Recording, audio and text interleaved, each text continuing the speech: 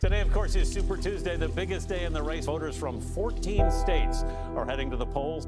You know, a lot of questions. I imagine that you come across some measure of skepticism in some quarters as to why you would be challenging Nancy Pelosi. I'm primarying Speaker Pelosi from the left because, unfortunately, she all too often supports conservative policies. I wanted to ask one more person to come up to support us, the candidate you can be voting for today, Shahid Buttigieg. Say it proud, say it proud. San Francisco's a union town. Say it loud, say it proud. San Francisco's a union town. All I could say is that everything that we value is at risk. Everything. 70% of people vote between 4 and 8 p.m., so this whole thing is really going to come down to this. Us, we are not us without each of you. It's not the same us, right? So the fact that we are here, your role in it is inextricable. We wouldn't be here without you. Everybody here who's picked up a phone, who's been texting people, who've been talking to your friends, who've been knocking on doors, who've been dropping off lit, who've been doing all the work to spread this campaign across the city. Each of you, this is your campaign. I'm excited about our results tonight, and I know the real work. It's just getting started.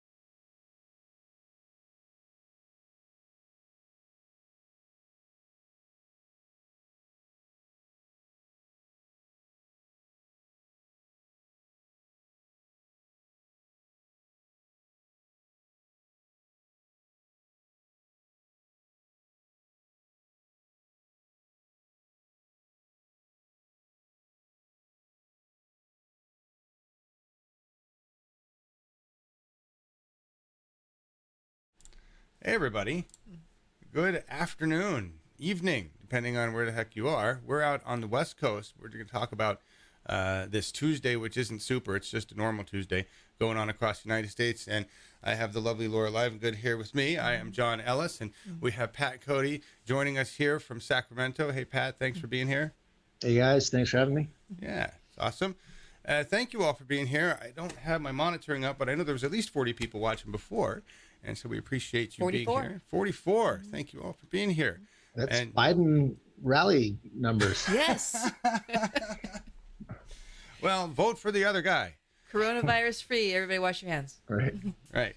Oh, we've got a lot to talk about, especially Joe and DNC rigging. But before I forget, I want to mention the video that I ran earlier. If you didn't catch it, go rewind this. It's DVR'd and watch it. That's for Shahid Buttar. He is running against Nancy Pelosi in California's 12th district. If you are in the district, vote for Shahid Buttar because he is won the primary and moves on to the general. It's just Nancy and Shahid, and that's it. This is the first time in 32 years Nancy Pelosi has had to face a Democratic challenger, and really the first time in 30 years that she's actually had to launch any kind of a campaign. I know. Right? And Pat hasn't seen it because he's down there in Sacramento watching other people do bad things. But we've seen Nancy actually have to do things for a campaign and show up on the streets and pretend to do stuff and send out robocalls. Is she rolling down her limo door to talk to the regular people? Only a little bit. Throwing out breadcrumbs. She's got paper towels. Yeah. She's learned a lot from Don. They work together on legislation. Well, the nice thing hit the is streets throwing out corona masks. Yeah. Coronavirus masks. Yes. Well, he's not the only progressive, too, that we've got Rishi Kumar from the district that we live in here in California, District 18. And he is challenging Anna Eshoo, who has been in office for like 26 years, I think. And she is a Pelosi Democrat and one of the biggest takers of health and big pharma money in Congress right now. So he is also a grassroots candidate and is from my hometown. Right. So that is promising to have both of them going to the general. He won in the top two as well, and in a similar margin to what Shahid did, which was, of course, 70,000 for Nancy, and he is 16, but still he's 10,000 ahead of the next one. Right. So I mean, we understand the gaps are ridiculous. Okay, we get that, but this is a start. Before we didn't even have challengers, right? And now we've got challengers that are actually making dents, and they win simply by pushing the narrative left, right?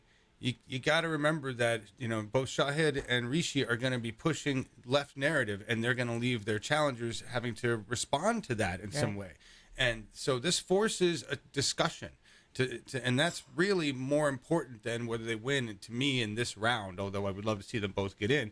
And Pat, I want your opinion on this. I mean, we talked about this a little before, but those of you who are involved in the ground game for Bernie Sanders or any local progressive candidate, Pat, have you seen this time that we really have an infrastructure to move candidates into positions of power?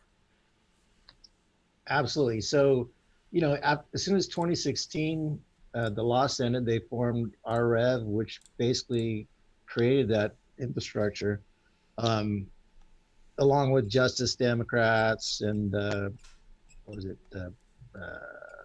Our Revolution and Brand New Congress, yeah.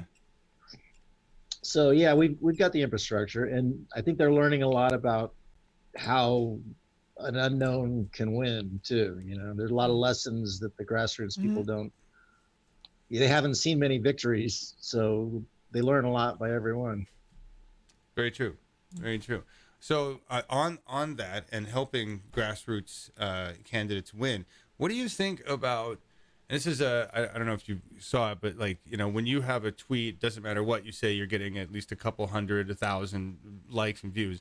For me, when I get like 40, I'm thrilled. And I did get one the other day that was hitting it on AOC, just asking her in a nice way to endorse Shahid because he is basically what she was in 2018, right? Right. He's got the ability, he's got the momentum to really beat this high-level candidate if we get behind him.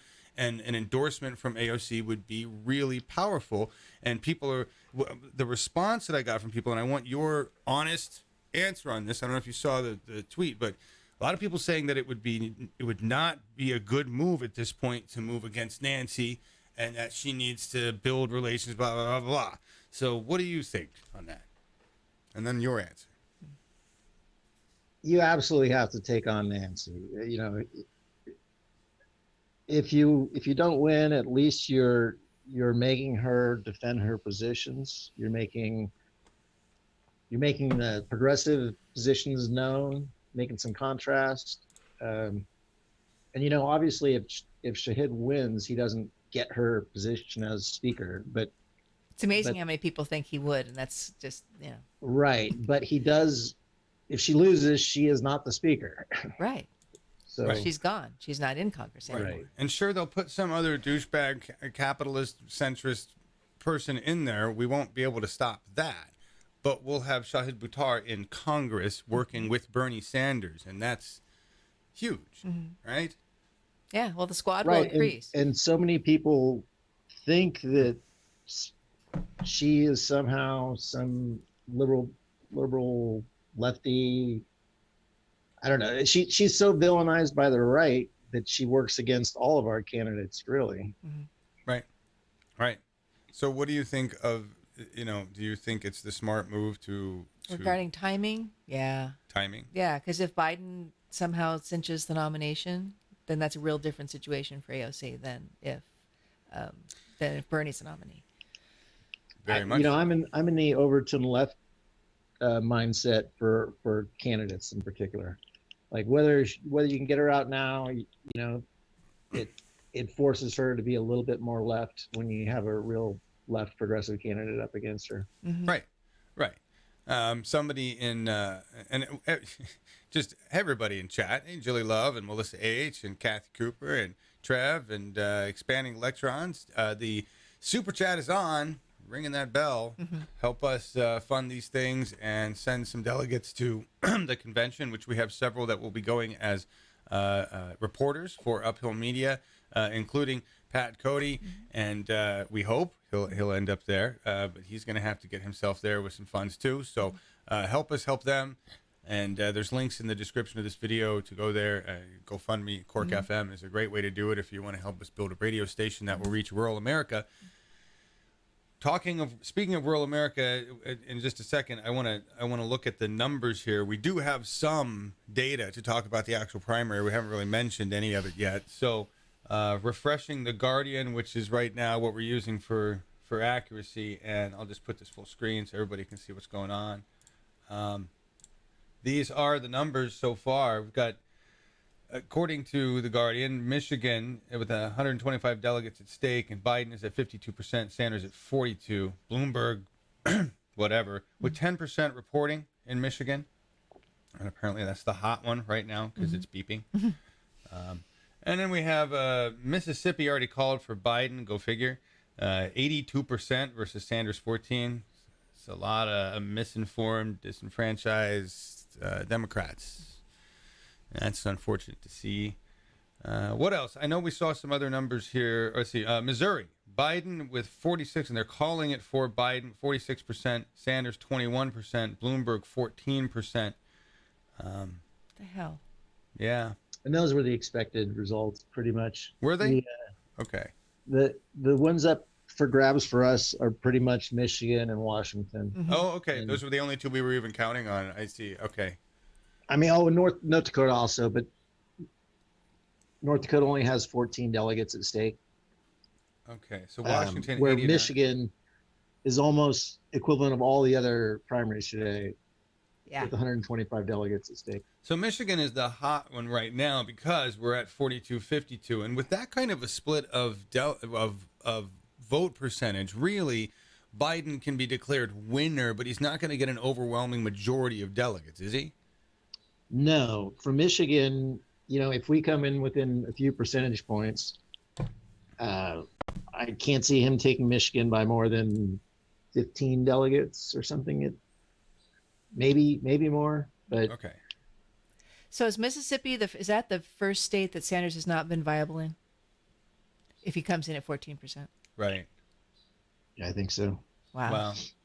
Interesting. I don't think he lost any. I don't think Bloomberg peeled off any votes for Sanders. No. Right. So I'm well, not worried about Mississippi that. would never go for Democrat anyway. I hope he gets the 1 point. I hope he just maintains viability with the 1 point. Although, I don't know how much it's going to matter. Yeah. Yeah, and just to remind people, a lot of people still don't understand the viability thing. There are two levels of viability that are totally separate. Okay. There's by district. If you get 15%, you need to hit 15 to get any delegates, and then statewide, you need to hit 15% to hit statewide delegates. Okay. So. Yeah. So conceivably, Bernie could hit 14% statewide, but still hit 15 in lots of districts that favored him. Okay, and end up with some delegates anyway. Right, and most of the delegates are distributed at the district level. Like I would say 2/3 or so in most states. Okay. So So the MSM narrative is going to be, oh God, Bernie lost, but in delegate wise, he could end up really not losing much, and it's only what 36 total delegates anyway. Is that 36 between district and state, or is that Pat? No, that's total. So Mississippi has a total of 36 delegates. I don't know what the breakdown is, but typically in most states, with a number like that, it's something like 20 are district based and 16. Actually even more, like 25 to 9 or something. Okay. So it continues to be confusing as fuck. That's all right. Yeah. It's they're gonna. It almost looks like that MSM will just spend this whole cycle painting Bernie as the loser until at the very end where they're like, oh my gosh, somehow the math and Bernie all of a sudden has more delegates. They finally got the delegate count from California, or something. So just to make an example of it, in Missouri where he's getting blown out, they just showed on CNN at least that it was, I've already forgotten it, but I think it was 13-5 delegates have been distributed. So those are districts where Bernie won 5 delegates in the district. Okay. Wow. The state ones always come at the end because they don't know where you finish until all the votes come in. All right. So okay, which explains why they can show delegates so soon. Yeah. For county delegates. Yeah. I just want to call out some super chat donations before they run off the screen. I think we had Expanding Electrons up there, $5 with the message. Yes. It's time to rally behind AOC. I don't think she will let DNC get in her way. It's time for a third party. I so agree. We'll talk about that. Pat, what do you think on third party at this point? I mean, you had no chance of winning third party this cycle. No. And the same thing you run into every election cycle is state laws are designed to prohibit third parties from having a shot in hell. Right. I think if they super screw Bernie this time and us, if we're not already lighting DC on fire with real fire, then we do. I think he does form another party because he's got all the infrastructure to do it. I mean, you just can't win against a party that's going to not even follow their own rules. You're not going to follow your own rules. Right. Well, in my opinion, if Biden's the nominee, we've already lost. Yes. So yes. I don't feel any guilt whatsoever for not trying to shepherd people to vote for Biden if he's the nominee. Oh, heavens no. No. I would have no energy for that whatsoever. Worse than Hillary. Oh, yeah. Worse than Hillary because at least she could speak coherently to some extent. Yeah. This time it just feels like all the stuff that wasn't said, out loud is just being said out loud. It's just, this is just the way it's happening. It's not, it's just blatantly out in the open. Oh, this number just switched. Or these polling stations were just closed. Right, and nobody's doing anything about it. I heard one report there was only one polling station in Fargo and these huge, areas in North Dakota where they were just, I don't know how many people there are, that they have to usually, come from far and wide, but still it seemed like someone said, well, I thought there was going to be like 16. So that's a bit of a difference. So I don't know. I can't confirm that report, but I wouldn't surprise me one little bit. Right. Density McCartney, $20. I'm in this game. Yeah. Thank you, Density. It's quite a game. And just on that with the and you tied into this with the coronavirus, that how much of it is being elevated by MSM, how much of the shutdowns of everything is just voter suppression and timed voter suppression. I'm not denying that it doesn't exist. I'm not denying that people are dying. Obviously, they're dying, and I know the ratio. I get the death rate ratio is 4% versus 0.07% for standard flu. I get that. So it's something to worry about. My parents canceled their trip out here for our wedding because they're afraid of catching coronavirus, and they're almost 80, and so I'm like, of course, right? It's just what you do. But somebody pointed out, you were reading an article the other day, there's been a convenient virus every election cycle. Every election cycle. It was 2016. It was a Zika virus, and you get Ebola coming in there a couple different times, and MERS and SARS, and right. It's been every election year. There's one, and it's just horrible while it's going on. I mean, remember Zika virus? Oh yeah. Oh my God! Don't go to Brazil during the Olympics. It's right. It's, so right. Well, did you hear that today already? Both Biden and Bernie canceled their rallies tonight. Yes. And there's another element. The debate on next Sunday is now not going to have an audience. Right. And they're going to sit in chairs. What are they going to be like in the tub? I mean, let's just relax. Have it be in a sauna. It can be really relaxing. Our time ads where they reach over and grab each other's hands. Well, they're going to catch Biden right after nap time. Pat, I was so glad that we got through the California primary before it got this bad, because the rally that we all went to would not have happened. Right. Yeah. That would have anything over 1,000 people. This is really going to hurt Bernie. I mean, they're going to have to shift to a different strategy, which, they might adapt better than Biden. But Biden basically at this point is better off the less he talks. So this is a convenient excuse to not have many events. Right. Well, right. It all works in favor of Biden not having to get in front of people, and Bernie losing the opportunity to get in front of people. Because he's the only one who's campaigning right now. We were talking about this last night. He is the only one out there doing big rallies or events or anything like that. So it's two different, there's one, it's kind of a lonely road, but one, he's the only one out there. How much coverage he gets. Right. And this leaves town in a terrible space, because if you want to be safe, you need to close your town down. But if you, so people are inside watching their TVs. So MSM is there, and so now MSM is going to have to cover something about the election, right? But it won't be Bernie.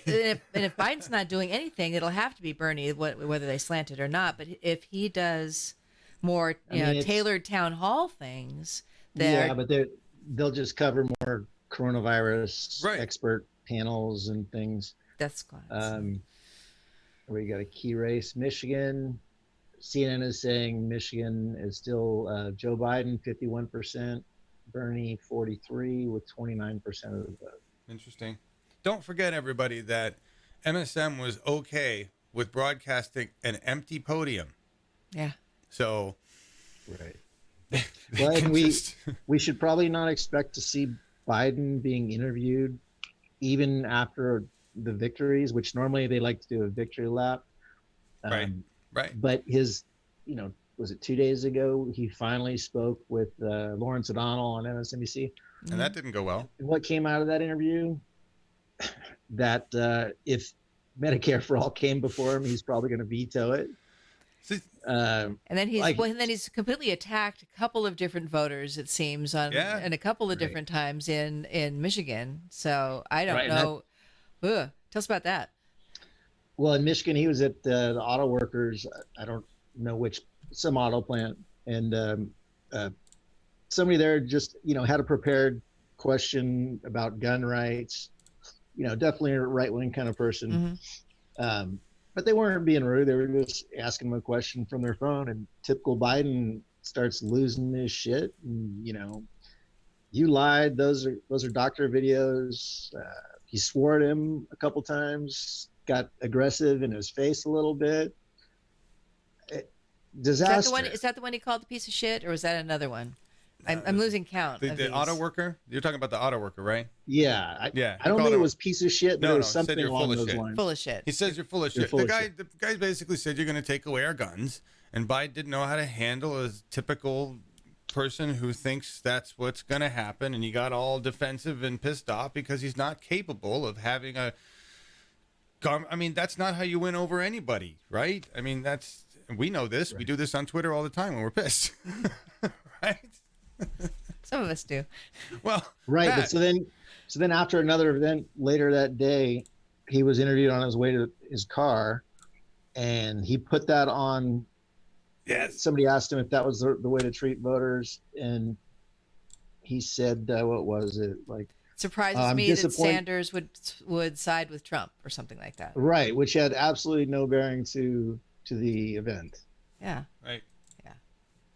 But I was going to say the other thing that Biden revealed in his first interview and the whole damn election cycle, damn near. He said he knew there were no weapons of mass destruction when he voted to go to war with Iraq. Yeah. It was in the Lawrence O'Donnell interview, right? Right. Yeah, that's insane. That he's just like, oh, by the way, because nobody will remember history. I really didn't. Not really. And but either way, he's either admitting that he lied back then, right? And if that's his current position now, that's also awful. Yeah. Yes. So, and then add that to the dumb decision to say that you're going to veto Medicare for all. You don't have to say that, and still you can appeal to progressives. Like he's not good as a he's a gaffe factor. Yeah. During a pandemic, that's a great time to say, Yeah, we'll veto healthcare for everyone. Yeah. I mean, it's especially, well, I think what makes me, I mean, I guess in an earlier time, I would even expect Democrats to at least recognize what the popular view is, right, and just gloss over it or say, we'll make it better. But he's not even aware of how many Democrats want a Medicare for all solution. He's just like ignoring it as not even a possibility. Right. And even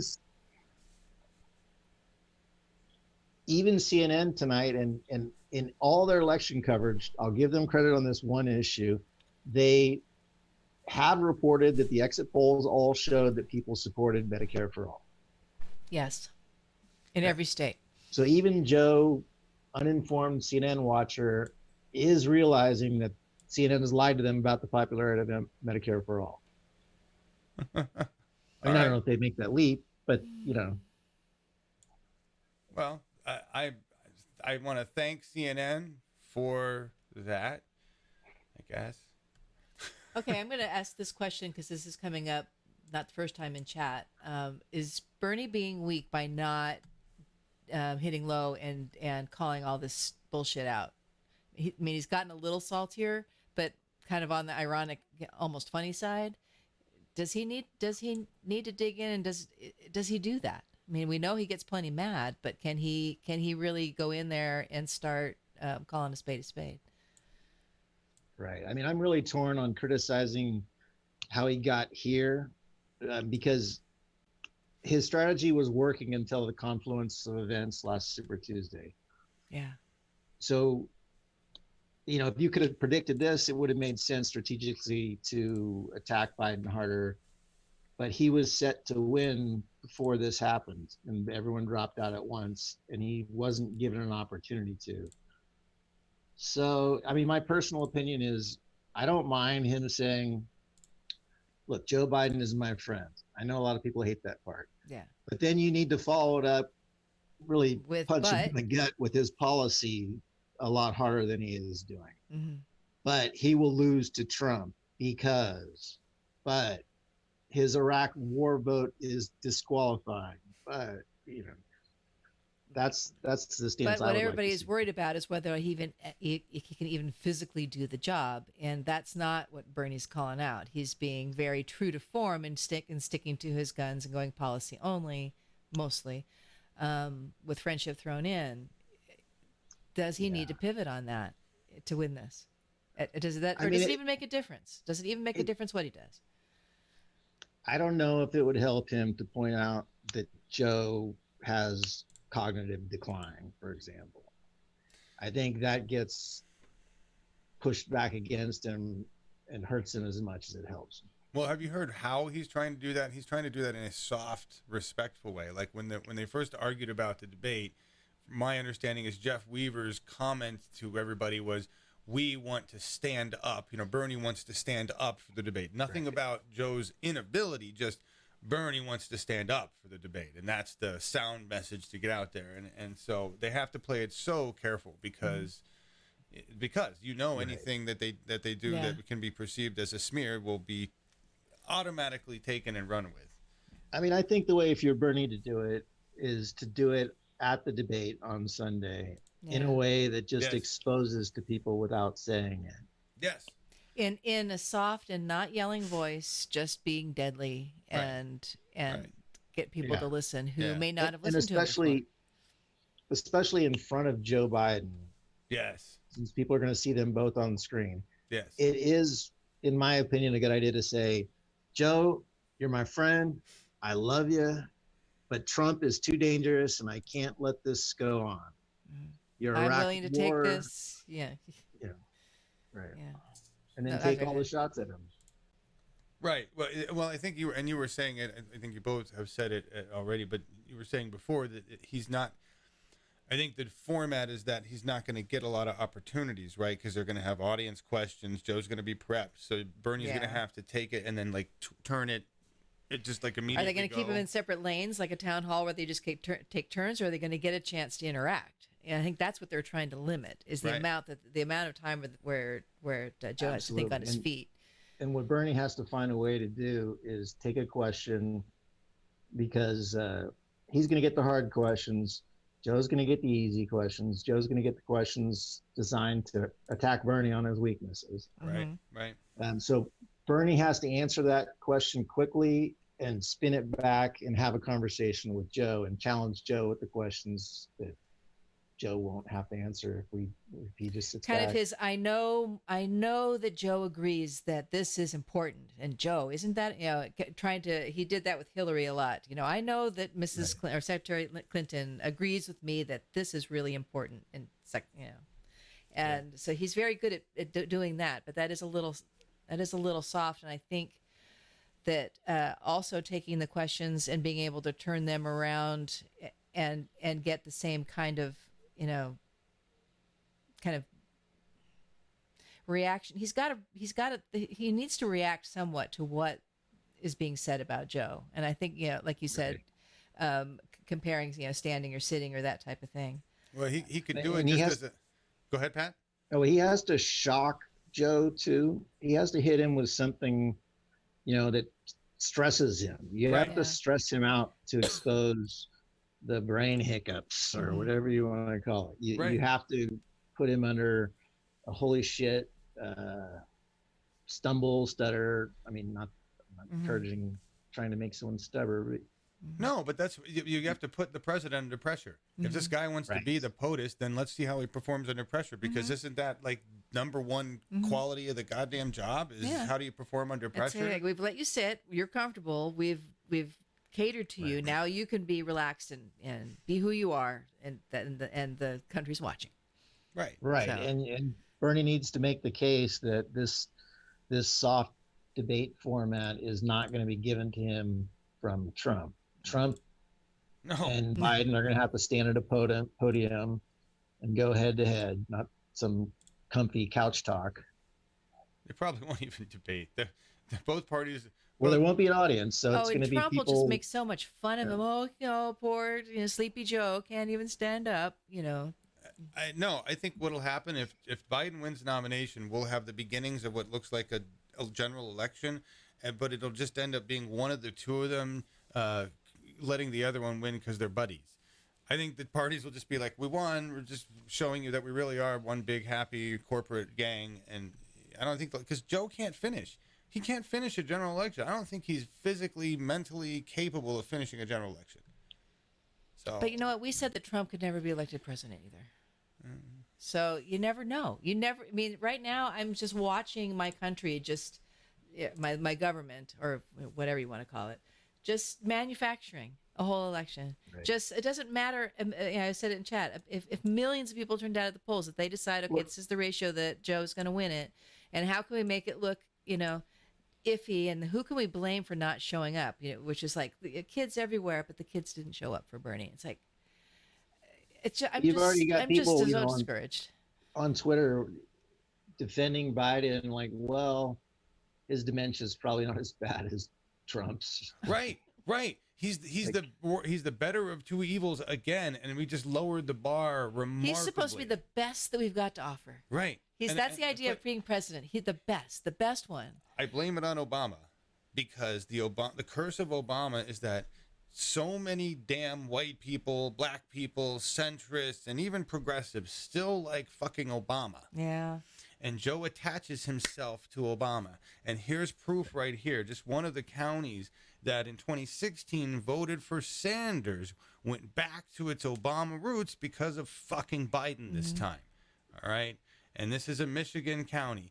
And that, to me, is what scares me, is that they don't care if Biden is absolutely brain dead on arrival. He's an Obama person, and he's got the legacy. And you know what? And it's Obama in the front, and it's Clinton behind. Yeah. So it's all, it's... So what is that called? Isn't that like the I don't Paris thing? I forget their Eiffel Tower. Never mind. Sorry.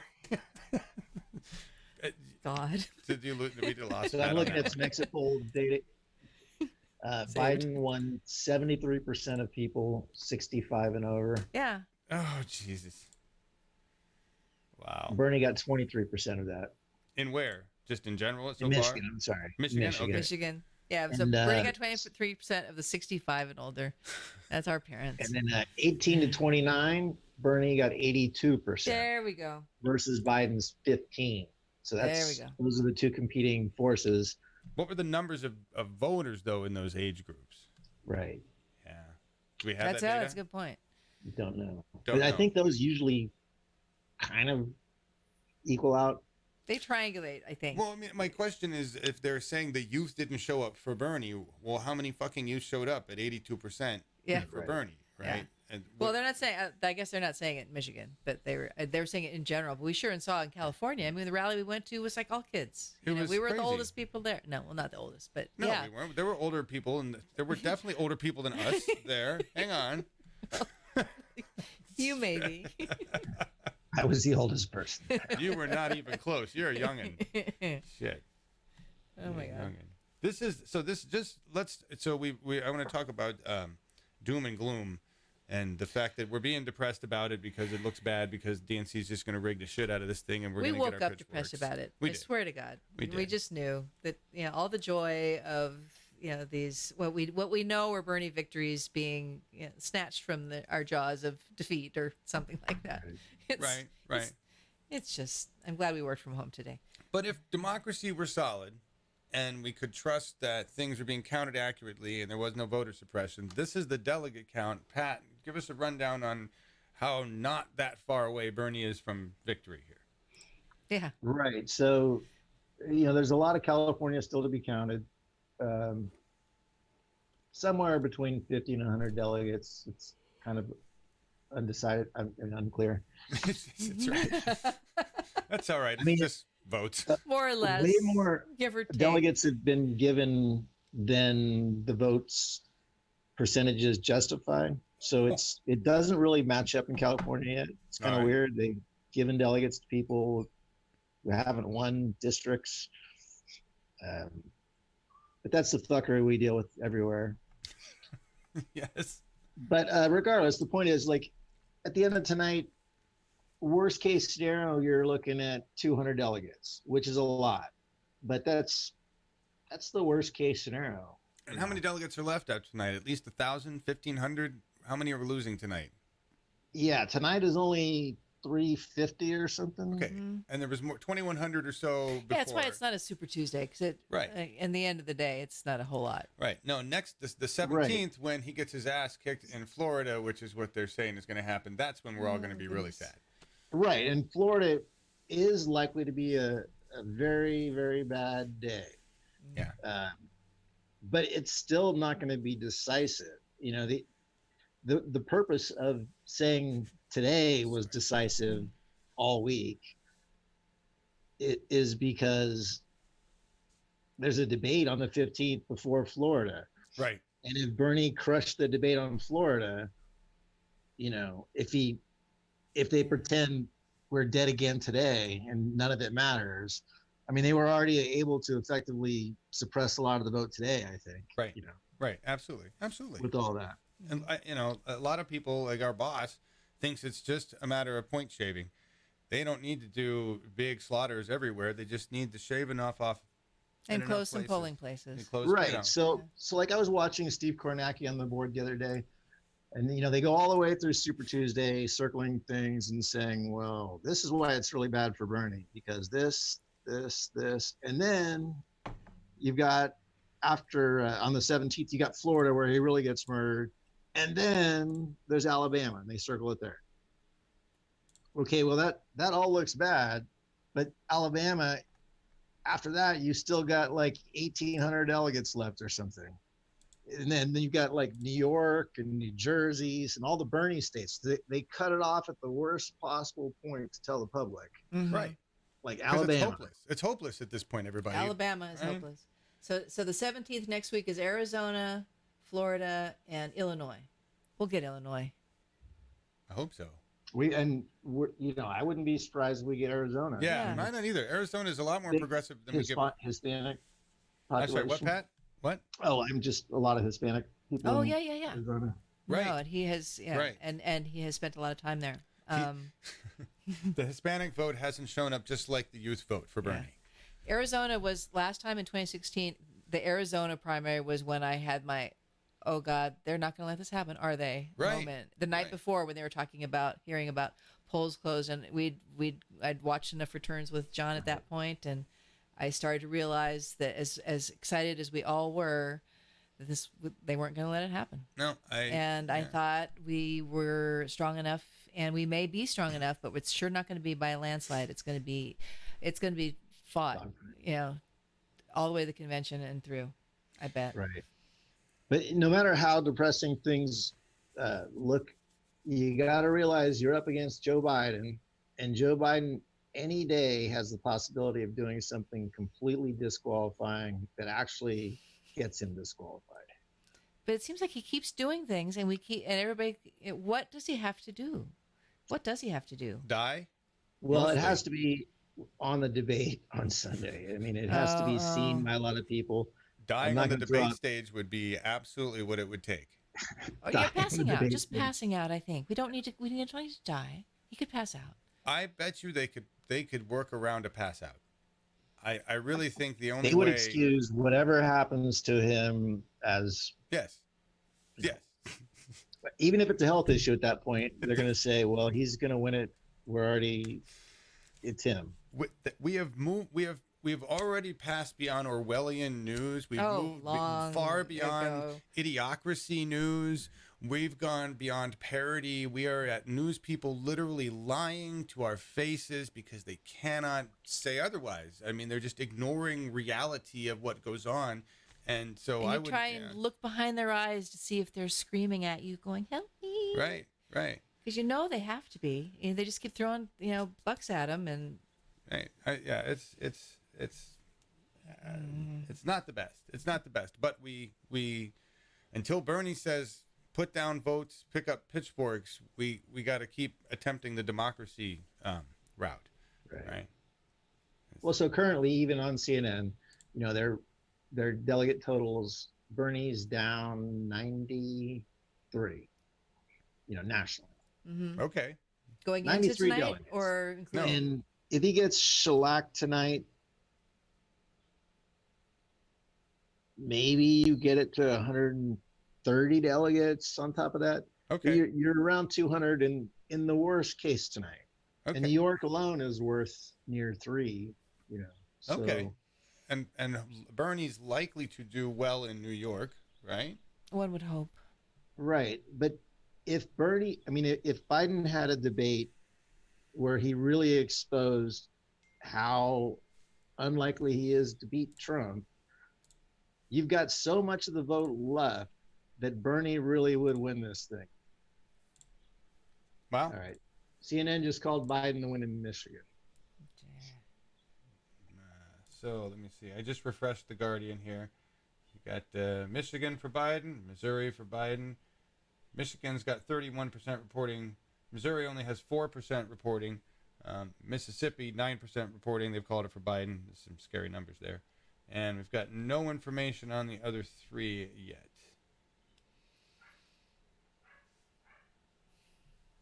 When does is Washington done in 50 minutes, I guess? Or Yeah. They probably close at 7. Right. So that's going to, but we won't have results. We really won't have anything. Hopefully, I mean, we know that'll be Bernie. Right. We will have some bummed friends if it is not. Yeah. I really hope, Washington,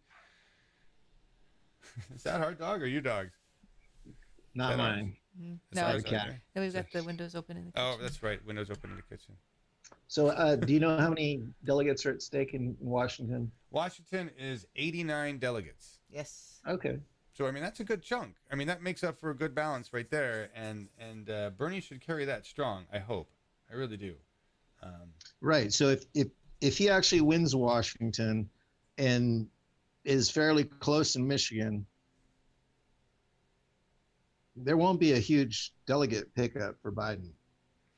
Because you've got Michigan at 125, Washington at what you said, 90? What was it? Washington is 89. Washington at 89. The next state was Missouri at 68. Right. Mississippi at 36. North Dakota at 14. So if he's basically close. And Idaho at 20. Oh, and Idaho.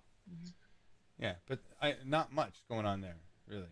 And we expect Idaho to go probably Biden anyway. I don't know how. Right. But the point is, the two biggest states are sort of a wash. I mean, Yeah. Cindy Matthews says there was a huge turnout for Bernie in Michigan last week. Don't see Biden winning it legally. I don't see Biden winning any of these legally. He won it with, control of mass media. And honestly, I can't say this enough, everybody. Until we agree that we have to invest in our own media as a movement, we're stuck in this bubble. We don't reach a lot of people other than ourselves in this bubble. It's not like 80-year-old folks voting for Biden in Mississippi are watching YouTube, and so we really have to invest in media, invest in independent media. The same thing happened 100 plus years ago with Teddy Roosevelt, with the muckrakers, and they had control of corporations had control of the media entities back then. They were lying to the government. And independent media came in and showed Teddy Roosevelt the truth, and he turned around and made changes in laws. And we have to do the same today. So please invest in the independent media that you like, whether it's Pat Cote, whether it's us, or TYT, or Democracy Now!, or whoever the hell you like.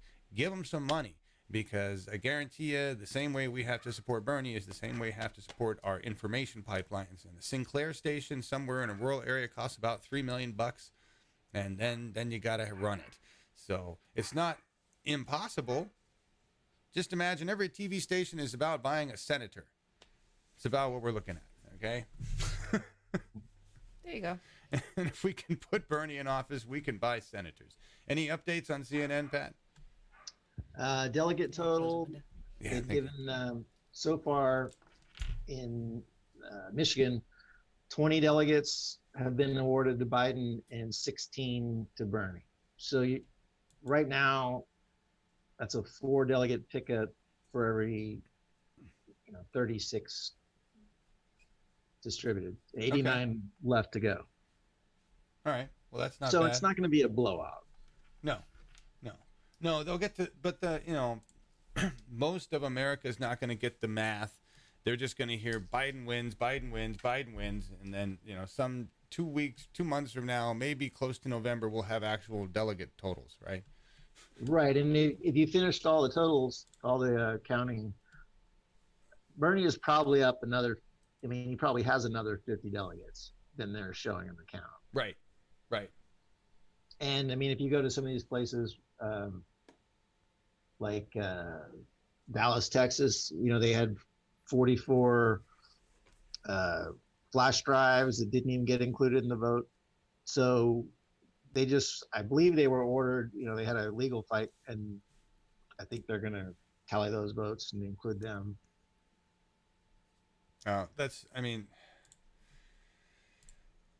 I hate to say it, but it's almost like these are just the expected inaccuracies and rigories that we go, okay, and we hope those battles get fought locally. Yeah.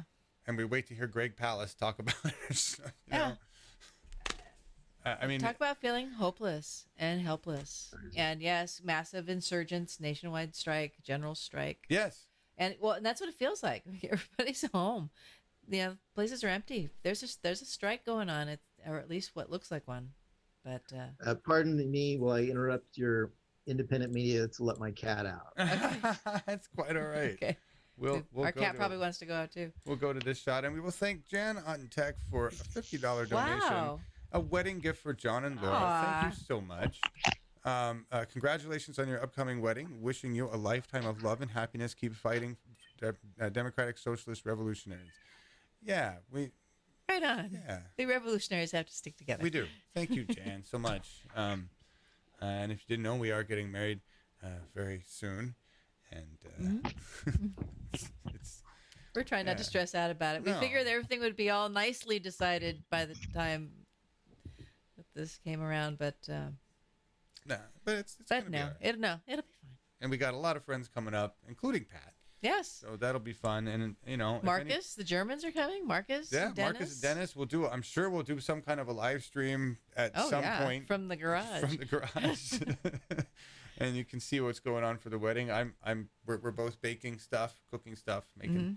Or there's nothing too posh about it. Marcus will be the most posh because he went shopping with Erica yesterday in probably whatever fashion district in Germany, because they've got money for that stuff. In Germans, they got a really good social democracy running, and so people actually have incomes and lives, and they've got health care, and they can go spend money on stuff. He's getting ready for his trip to America. He's got to be posh. Get puffed up. I'd be doing the same. Yeah, Marcus. Looking forward to seeing him and Dennis and Erica, and they will be here, assuming they get through customs and aren't carrying some disease and whatnot. A week from today? Yeah. Like a week from right now? Week from right now. Wow. That's crazy, yeah. So anybody around the area and wants to drop by, let us know. We're in La Honda, and look that up. It's an interesting place to visit and be. And we're so looking forward to having Pat up here. With David Hildebrand and a whole bunch of other people. And I'm going to invite Shahid Buttar, but I think he's going to be really busy just hitting the streets and campaigning. But I want to be nice and at least invite him. He might. That'd be so cool. That would be cool. If there's any time that he could take a break, is it'll just a week or two and prep for the general. Yes, but yes. Then again, this is Shahid we're talking about. Right. All right, so the only update I have is that right now in Mississippi, Bernie's at 16%. So that's above the viability. Oh, good. Really? Good. Okay, good. I didn't want him to lose a single state. The Guardian is not reporting that yet. Is that on CNN? That's fantastic. If that's what's going on, that's great. Yeah, a lot of the vote left to count, though. Like I think it was at 8% or something. Okay. Spooky. If Bernie loses Washington, then will you agree that it is over? No. Will you support Biden in the general election? Hell no. Will you help campaign for him? Oh my goodness. No. Thank you for the donation. Thank $5 though for independent media. Appreciate Very kind. that. But personally, glad you're here. But Biden is again the lesser of two evils, and we've just lowered the bar. This is a no Biden station, so if you're here thinking you're gonna blend in, you're probably not. No, but we're happy to have you. No, yeah, but you're you're not gonna get a lot of support. With people who want to vote for Biden, yeah, go work for him. Yeah, he's a dead man walking electorally. He's got no shot in hell against Trump. Yeah. It's already. If you are moved to, heaven help you, go for it. But I'm not moved to, and therefore I will not. No, I can't support somebody who doesn't even recognize the climate crisis and who said today, on the O'Donnell clip that he would veto Medicare for all. I mean, Trump. I know Biden maybe is more blunt than Trump. Trump said he would do Medicare for all and then just didn't do anything. Biden's like, no, it comes to my desk. Fuck that. Mm-hmm. Well, what mainstream Democrats don't realize is that Trump can legitimately run left on a lot of these issues against Biden. Yeah. You know, Biden has supported every trade deal that decimated the Rust Belt, CAFTA, NAFTA, promoted the TPP, permanent normal relations with China. You know, so he's a liability, and Trump didn't support those deals. I mean, they didn't exist, but he can say he didn't vote for them. He also didn't vote for the Iraq War like Joe Biden did. Right. Something a little interesting going on with the Guardian totals. So we know that the percentages over here, and okay, Biden won, and you've told us different delegate totals that have been handed out to both Biden and Sanders based on counties. But over here in their totals, they show Biden was 715, and they've only moved Sanders' total up 10. He was at 574, and Biden was at 6 something, and they've moved him up much more than Bernie. Why do they keep lying? This is a misrepresentation of the numbers in there. Gee, that has never happened. It's just everywhere you look. It's maddening. They will twist and tweak with everything. Yeah. Whoops. Forgot to add those numbers in. Forgot to count those precincts. Yeah, it's unbelievable. This is control of the narrative. This is what it means to own the media, right? And Viacom. Right. I mean, take it all back to Iowa, where they started this thing by, hiding the results basically for a week and letting Buttigieg say he won. Yeah. It all promotes this narrative. Imagine they legitimately called that a tie and Bernie goes into South Carolina and Buttigieg never had any airtime, to say he was the leader, and they couldn't craft this narrative about, him being the next front runner. Right. It's just I'm just relieved that I never have to hear Pete Buttigieg in a debate again.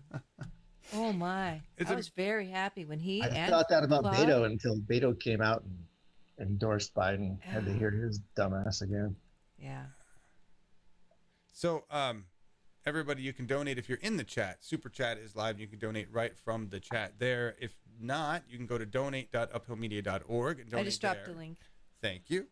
Or you can go to our GoFundMe, which we started specifically to raise money for Cork FM, which is a radio station which we have an opportunity to own the license for at a very low cost. It's a very rare opportunity. I want to thank Veterans for Peace for this. And if you help us fund, and we're looking to raise $30K, but we can actually do it with about $10K to get started. And that would really, what it does is give us an in to FCC licensed content. And that means that we can stream any content we want and not be censored. We wouldn't get shut down by YouTube. The Hill rising for all their production and millions of dollars worth of set and a fantastic show and a great crew. But if they get censored by YouTube, they're done, right? And they're stuck in the bubble of the internet. We get an FM radio station signal, and now that FM channel has the option of playing any copyrighted material, including anything on any national channel, CNN, Channel 2, whatever it happens to be, any political debate, any music, because at the end of the year, this is a nonprofit educational use license, which means it only pays $2,000 or less a year to play anything we want 24/7. And we can't be shut down. We can't be stopped. The other part of this is that we can stream to the web. So we're not limited to the FM signal. Now we can stream to everybody online and reach you that way, reach you through a phone app, reach you through a TV app. We're still only paying $2,000 a year for those licensing fees. And on top of that, this signal gets distributed across a bunch of other FM nonprofit stations that are also located in rural areas across America. So the goal is that if we get this one little station, we can spread a whole bunch of democracy in a lot of ways and not get shut down by broadcasting political speech, which is the problem that every single entity on YouTube and the internet has if they're using a free platform. So I know we got a lot of things to donate to, and I know you listen to a lot, and I kept you on camera while I did it. Thanks but a I lot. really, just wanted to get that out there. Go to GoFundMe.com /F/Cork. The link is in the description. Link is in the description. Much easier. There you go.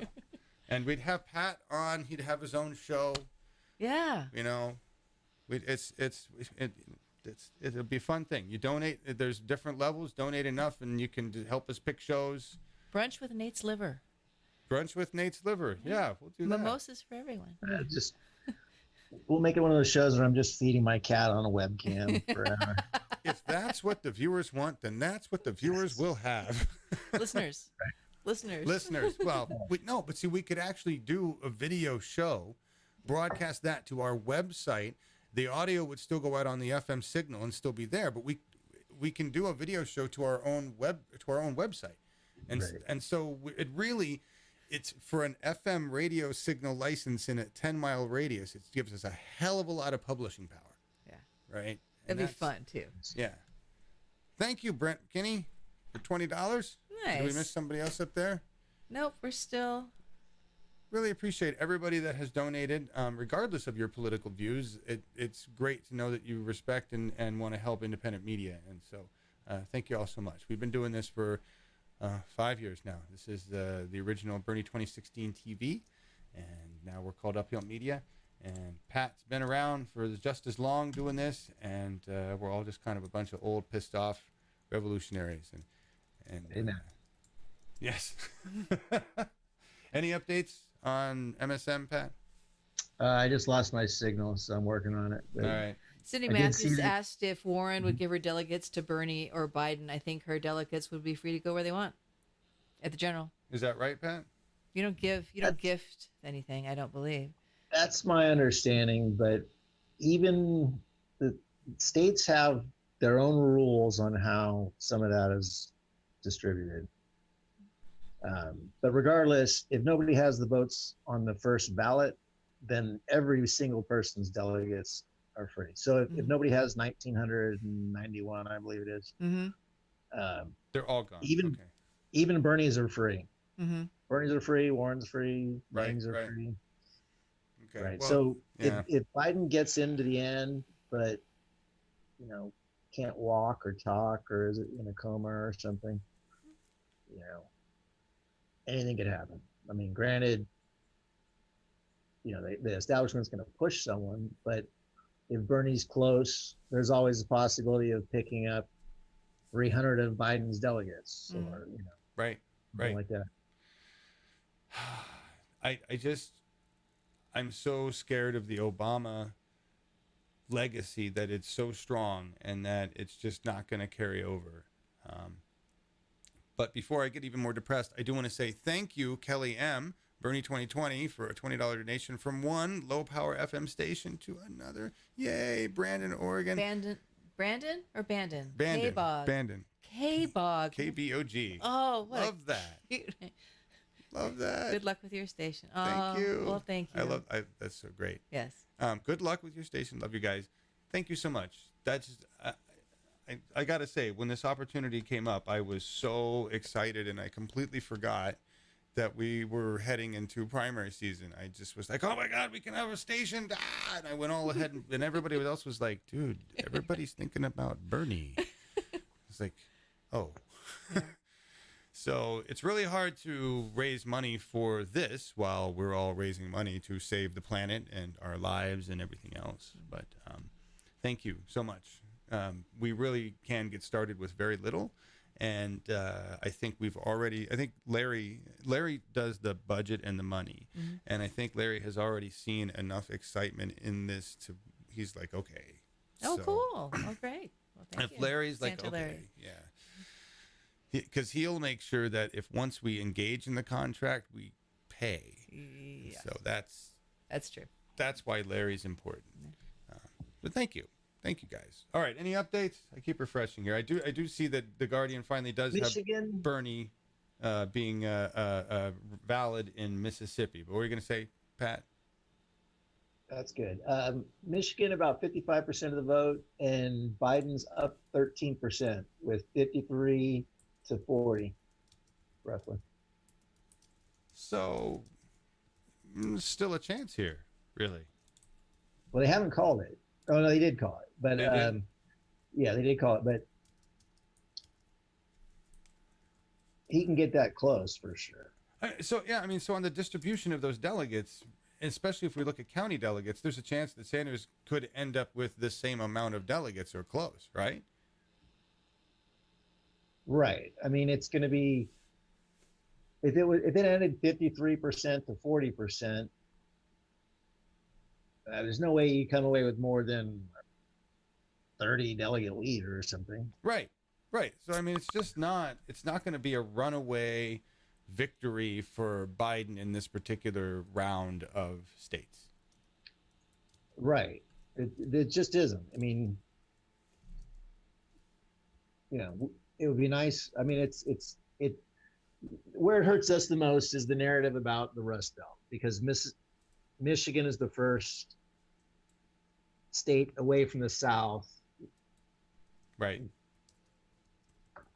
Well, so he's lucky that the gaffe at the auto worker place happened as everybody voted, and my guess is everybody had, pretty much made up their minds, regardless of seeing that on Twitter.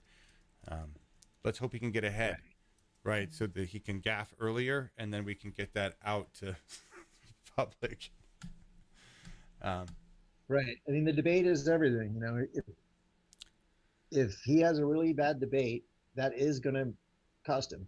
And Bernie and him heads up, he's going to be very exposed, and the contrast between the two is going to be very noticeable. And what night? I'm sorry. What night is the debate?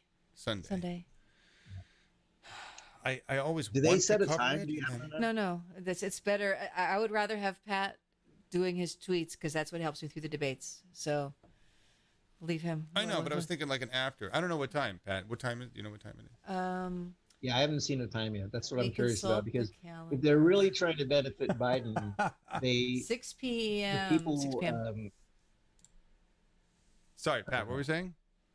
Oh, I was just curious if they made it earlier in the night, because Biden, apparently his own handlers have said his cognitive issues, stuttering, whatever, get worse as the night goes on. So he's better in the mornings. Okay. Larry's coming in.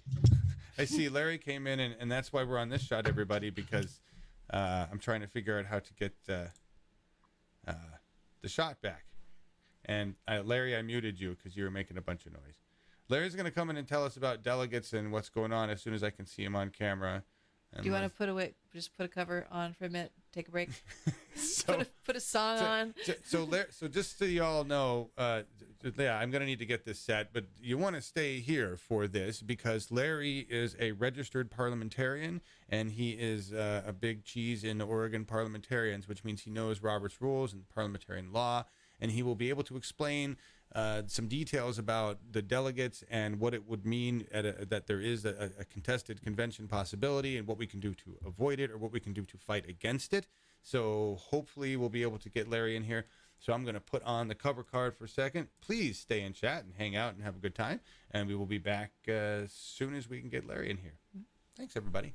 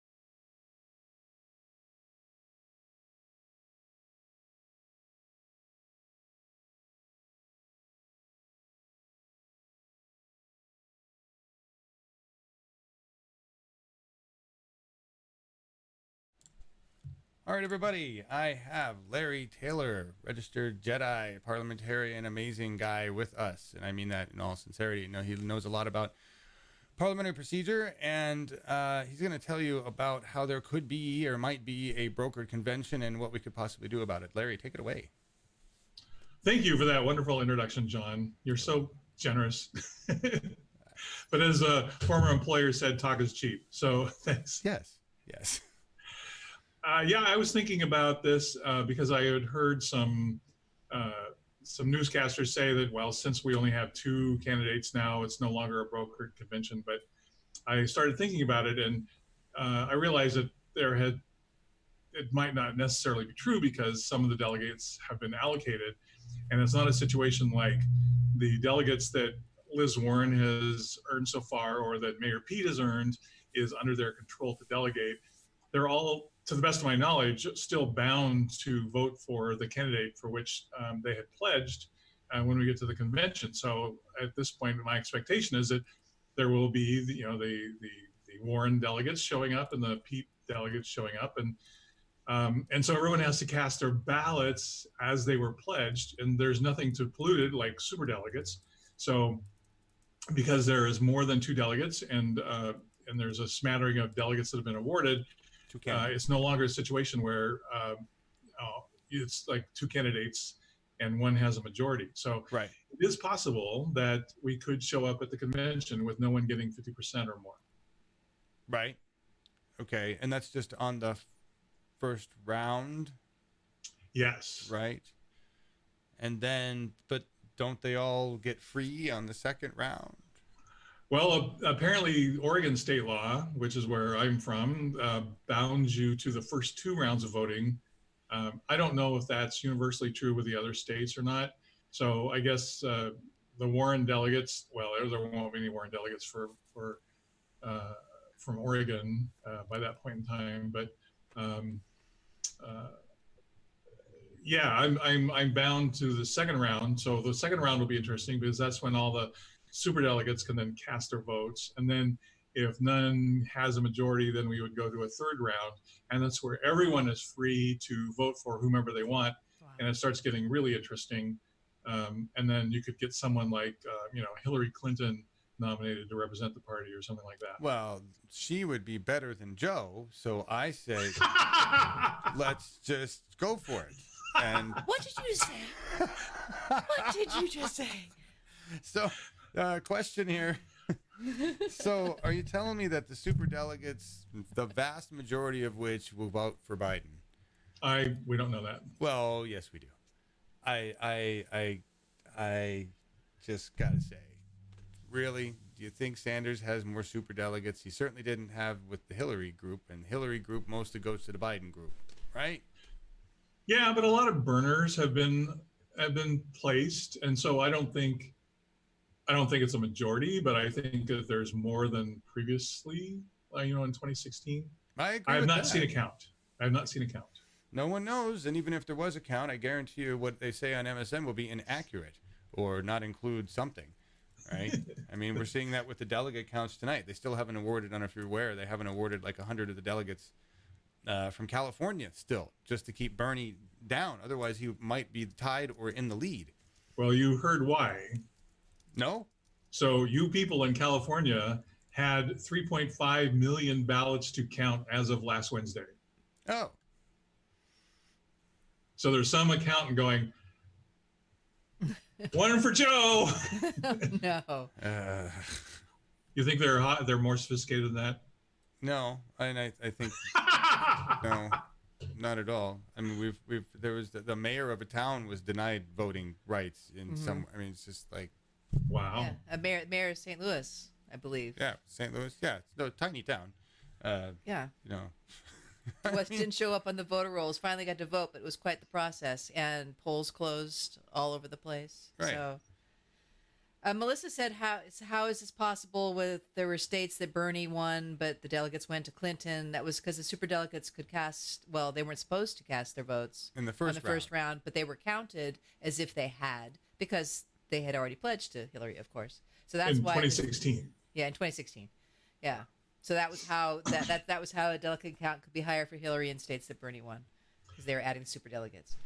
Yeah, and it was a mythical delegate count because your delegate count did not actually count until the morning of the second day of the convention. So it was a hypothetical count that they were advertising and using to and we kept distort screaming it out that it wasn't accurate, and nobody listened, and they did it anyway every night.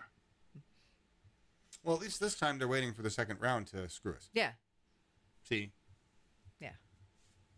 So the chart that you are showing is a hypothetical situation that shows what it would look like if Sanders had one vote short of a majority, which would be 1991, and the rest of the delegates awarded here are the ones that have been already given to Liz Warren, Pete, Bloomberg, Klobuchar, and Tulsi. Mm-hmm. And so if you subtract those away from the total, the number seems to vary a little bit, but even then, Biden could get 1,861 votes, and if Bernie really did get one vote short of 1991, then we would go to a second round of voting. So if I understand, so in the second round, the real question is how many of these other votes besides the 1990 that we assume will stay Sanders will go to Sanders, if any, right? Or do we think that 1990 is going to flop or go somewhere else? I guess that my question is, like, in a reset, who wins? And that's where I say, because of all these other voters, we've learned recently that everybody but Gabbard, also on the list, including Warren, who's got the most of these extra voters or delegates, is definitely a Biden fan, right? Establishment. So here's what I think. I think that every delegate that Bernie wins, he wins fair and square, and probably didn't get some that he earned. So I think his delegates are solid. So here's another wrinkle. Well, yeah. Larry, do you think that's a good assertion? And then you can tell us your wrinkle. What was the assertion? That Bernie's delegates would be solid. That he has solidly earned every delegate on his tally. Yeah. So whatever carries over to second round would all carry over. We wouldn't lose any. Do you agree with that? You would have. Well, many of the states used plurality voting, and one of the reasons why we opposed plurality voting for delegates is that it helps eliminate the possibility of getting a convention tourist going to the convention who's just there to see, Beyonce and James Taylor perform. So it's the ones that are not committed to a candidate that we're really concerned about. And so what we're trying to do here in Oregon is make sure that we get the I will never vote for anyone else but Bernie people elected to be delegates representing Oregon, and then we don't have that problem. Right. And that's something you've been working on for quite some time, right? Yeah. It's and for someone to break the logjam, someone has to give up. So someone has to move from the candidate that they arrived with, and they have to cast their vote for another candidate so that we get to the majority. Now, what is interesting is that not all delegates vote, and the rule is a majority. So like in the 2016 convention, Representative Peter DeVasio did not go from Oregon. So that was one vote that was not cast. And so if there's a handful of those, then the number from 1,991 starts going down. If there's more than a handful that decide for whatever reason that they're going to skip the convention. There are no alternate delegates for people that are elected to office and get to the convention that way. So they just skip out on handing over their delegate vote? Yeah, Peter DeVasio's vote was not cast. And he should have cast it for Bernie. Well, four of the super delegates should have, and that would have proportioned the super delegates from Oregon to what the state had, how the state had voted. Right. And how many actually did? 3. Right. 3 out of 13. There you go. Even when you're supposed to follow the rules, you don't. So I'm not sure how we're supposed to make do with this democracy. It's just I've been thinking more about this screwed process. The DNC should not be handing out varying amounts of votes based on when on the cycle the primary occurs. So if you move your primary up, you get dinged for votes, and if you have it later, you get extra votes. Well, that's stupid. It should be a vote represents so many Democrats, and that's what you take into the convention. Sure. It's just stupid. I agree. It's just stupid. So is trying to make a new graphic in the middle of a live show. They're going to put all four of us on camera because we got Pat here. But anyway, so what else, Larry? Anything else you want to tell us? This I'm not encouraged by this information. No, because I thought we would. I was buying the party line that there would be no contested convention now that we're down to 2 delegates, but I don't think that's a true story. So it could be a very interesting convention. There isn't a lot of true story going on these days. No. So if people want to take power and use the rules and assert the rules, how do they do that, Larry? How would they get involved with Jedi rulemaking? Well, we are a country based on the rule of law, and that's why we don't pull out our guns immediately. We hold off on the guns until later. We don't settle our differences with guns. And so the first thing everyone should do is read the convention rules going into the convention, so we understand what the agreed upon rules are. Hopefully there will be people there watching it to make sure that it's still a level playing field by the time we get to the convention itself. The one thing that we will be watching is what happens on that first day when the convention rules are approved. This is one of those moments when people just assume, oh yeah, the convention rules, whatever. We're gonna skip the first day and show up on the second day so we can get Michelle Obama's speech or whatever. Well, it turns out that if there is something that you want to change in the rules, your opportunity to do that is from the convention floor on the first day. Now, the logistics of making something like that happen is enough to make your head explode. But if we walk into the convention, and if for some reason Bernie Sanders has a very large number of delegates in the room, and if we were coordinated, we could do that.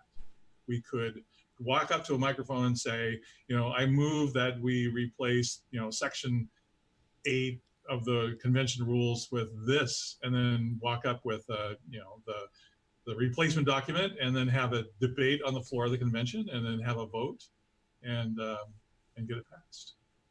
How's that for a fantasy? It is a fantasy because it would require that we have people from every state, or a majority or a good number of people that understand parliamentary procedure and are together in a coalition to change. Oh, Bernie delegates will be trained. You don't have any doubt. So there will be trained. I mean, has there been any contact with you? I mean, you're working on the delegate thing. Has the Bernie campaign or anybody in the volunteer group reached out specifically to talk to delegates about this stuff and coordination? No, but actually there's very few known delegates at this point. Okay. I've heard that there are a few from like New Hampshire, but really it's just a handful. California, Washington, which is having their elections today, will not be selecting their delegates to go to the convention for a couple of more months. So that's a delayed process. And so it's going to be a while before we know everyone that's going to the convention who's not an already acknowledged superdelegate. Right. Okay. Well, I'm really hoping, because we were all very frustrated with what happened last time, that I know that you and Oz and other people have been working on, Carrie and others have been working really hard, and at least you're working in Oregon specifically with local government, trying to teach the state central committee that they are the power there, and you've been working to. I bet this is common in rural areas of the United States, but I want you to share, Larry, the county that there's a person now who's the chair of the Democratic Party in that county simply by raising their hand, right? Tell us about that. Well, we have 3 counties that do not have their county central committee, and so every county is allocated 2 members of the state central committee, which is the alleged governing body of the state organization, and they're allocated 2 delegates to the congressional district that they belong to. But if the county organization doesn't exist, then they don't get these votes. And so what we just did was we had a Democrat register to run as precinct committee person in a county that has dissolved their county party. If she is elected precinct committee person and she's the only one in the county, then she gets to vote for herself for president, vice president, treasurer, and secretary, and all the other positions that she wants to give to herself. Wow. Because according to Oregon state law, only elected PCPs can vote. And if there's only one person to vote, then they get to cast all the votes. So she gets to control the county. She gets to appoint anyone that she wants to the open slots, that are eligible to vote. So that's what we plan to do. We plan to reestablish the county party. And if we can do this in 3 counties, then we have a sizable number of votes that we will be taking into the subsequent state central committee meetings. This is the kind of awesome strategy and tactics that you don't hear people talk about because it's not glamorous. It's not anything MSM would love to mention, but it's really taking direct power. I mean, you get delegates out of this, and all you're doing is, I'm guessing these counties are in Congressional District 2? Yes. Right. My favorite story from a Congressional District 2 county was a county in Southern Oregon that had 2 elected precinct committee people coming out of 2016. And after the election, one of them got disgusted with the Democratic Party and resigned. And so when it came time for them to do their next reorganization, again, they had 1 person who was eligible to vote for officers. Wow. This is how we lost power in the party, everybody, is that nobody showed up to run the democracy, and then assholes took it over. And so we need to do the same with these vacant areas. And these are rural areas. CD2 is 2/3 of the state of Oregon, and it is rural red for the most part. And so putting some real Democrats, some real progressive individuals, and I know that's what you're looking for, right, Larry? And in Oregon, 36 counties, of which 35 voted for Bernie. So even if it was the total population was as red as my shirt, there are progressive Democrats in every county in the state, right? No matter how far east you go, and they just need to get together and work together, because when we organize, we win. Yes. Right. And again, this is another reason why the rural radio station is so important. The one we're looking at would be in Corvallis, Oregon, which is actually this interesting mix of red and progressive stuck in a very small area. It's frightening. But there are other areas, CD2, we can reach those folks driving in their cars, listening to radio. We have a better chance of reaching them there than we do on the internet. So I just want to throw that out again about Cork FM. And we got another $100, John, in the mail today. Nice. Sweet. Awesome. Well, thank you, everybody. We're on our way. Every little bit counts. We're on our way up there to get the Cork FM, and we're going to make this happen.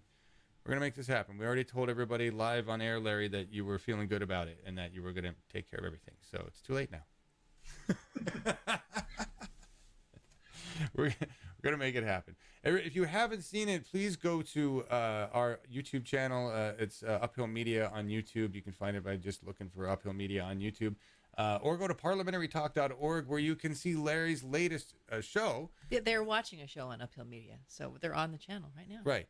Well, yeah. go to like the home page of our channel and. But not right now. Not right now. But watch Larry's latest show. We got him new wigs, and it was a great show. Really kind of exposing the Democratic Party for not following the rules. Democratic Party of Oregon. I know you didn't want to say that, but it's really what it was about. But we can't control you, John. No. I'm just an independent media guy. I'm not a member of the Democratic Party of Oregon anymore, even though Casey Hansen keeps sending me emails. So. Anyway, anything else you want to say, Larry, before we... Yeah, and just so everyone understands what parliamentary talk is, yes. It's one of the problems with teaching parliamentary procedure is that it's as dry as dirt until you need it. So when you were sitting in your homeowners association and you just found out that your homeowners fees has been quadrupled, then suddenly you're grabbing for your bylaws. How do we get these people out of office? So what we're doing with Parliamentary Talk is that we are finding real life situations and then demonstrating how, through the knowledge of parliamentary procedure, you work through them and reestablish, your democratic practices in whatever form that you can. And so the first one was about a neighborhood association, and then the second episode that we filmed was about an election that was contested after it was already signed, sealed, and delivered. What do you do then? And what are the rules governing that, of which Robert's Rules clearly lays out. And if we can get our next show together, we're going to talk about what happens at conventions, because it's a very timely topic right now. And we'll use the Nevada Convention of 2016 as our case study. Oh, yeah. Awesome. Well, thank you for that update, Larry, and all that information. And please keep doing what you're doing, because it's awesome. Say goodnight to Marcus. It's Betty by time in Germany. Good night, Marcus. We'll see you in a week. We're going to be here in a week, Larry. See, I told you it's fun. You could have come down. Pat's going to be here. Hildebrand's going to be here. I know you're all busy doing politics and shit, but just come down. You really should.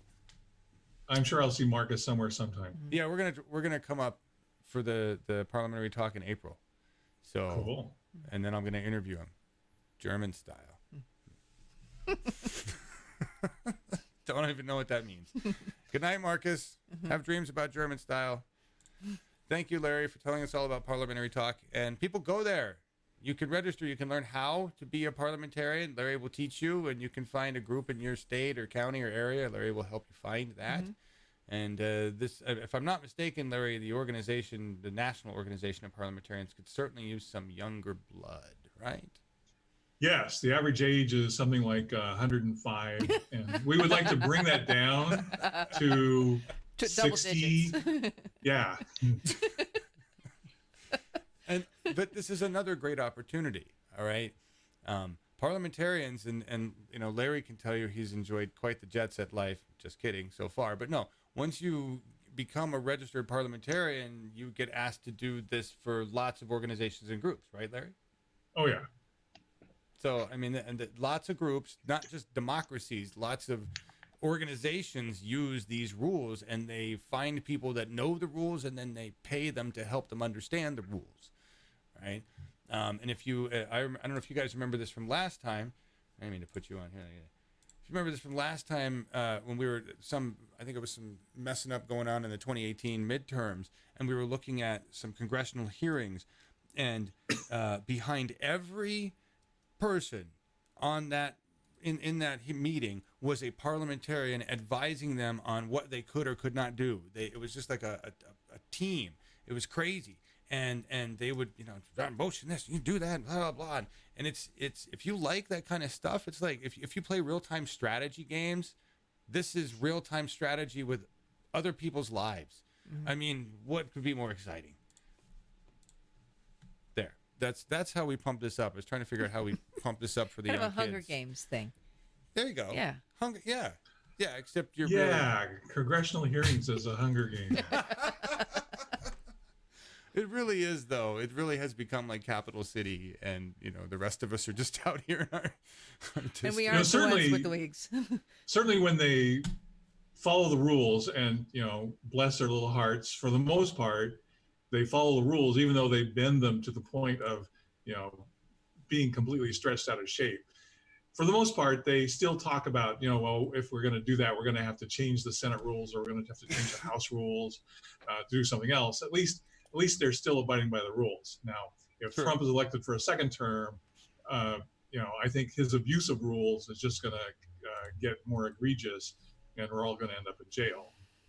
Well, certainly with people like Nancy Pelosi not really doing anything to stop him.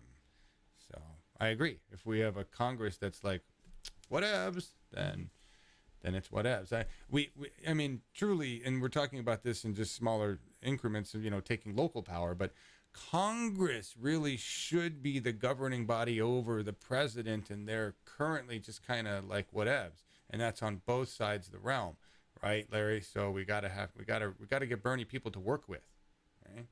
Yep. Yeah. Thank you so much for telling us all this information, and we're gonna bring Pat back in and talk more about the results. All right. Cool. Thank you. Bye, Larry. Bye, Larry. All right. Get Larry. I have to sit here and fiddle with the camera and put Pat back on it. Larry's gone. There we go. No, he's still there. You can hang in, Larry, if you want and just say stuff. I'm just going to put Pat on camera. Ratings. You know. Anyway, hey, Pat. How's it going? Good. Can you hear me? We Am I can. back on mic? So, Excellent. So you've been following the shit show on MSM. What's the latest? Let's see. The biggest announcement I have is that Yang endorsed Biden on air. Oh, look on at CNN. that. What is the Which simulation is, is kind of an odd complete. take for a pundit. So yeah, you said what? That's the what? The assimilation is complete. Assimilation is complete. But He's gone from a Yang gang to CNN crony they in a all record have. time. You got Tim Ryan said that, he cast a lot of dispersions about Biden not being competent enough to run this race, and he endorsed Biden. What?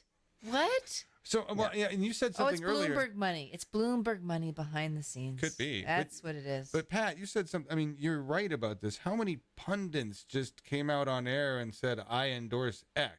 Right? I mean, that's not normal. They're not supposed to. Is it just because he's a former candidate and he has to offer his endorsement?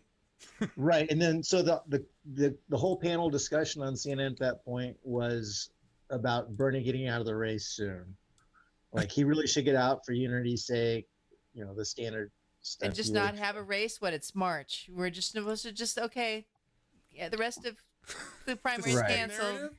Oh, right. Yeah. So anyway, on the delegate totals, you got Michigan still, obviously called for Biden, but 62% of the vote in, and Biden has 53%. Bernie has 40%. North Dakota is officially too soon, which is probably irrelevant. That's their state motto, Yeah, too soon. The too soon state. That's my dating profile. And then the delegate count right now per CNN, including tonight's results so far. Well, they just changed it. But Biden 713, Bernie 589. So that would be 124 delegate gap. Well, the Guardian has different numbers. Okay. They're reporting 777 for Biden and 623 for Sanders, but they're also reporting completely different numbers across board. So, right. Who knows, everybody? It's all arbitrary. But I mean, if you just step back and look at it, so the count I had before that last update, which I didn't get the exact gap between the two, right. But they had them at 127 delegates. Okay. And they want to tell the public that that's an insurmountable lead with nearly 2,000. I mean, I think actually over 2,000 delegates left. Right. They waited longer last time. I mean, Jesus.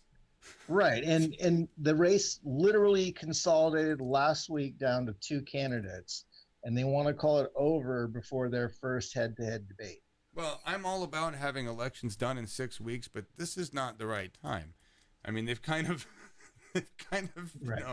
I mean, the Germans appreciate that we'd get it done faster, but shit, I mean, this is just the complete subversion of democracy to say, oh yeah. All right, Larry left. Uh-oh. Thanks, Lars. Really appreciate you going like that. Hang on, everybody.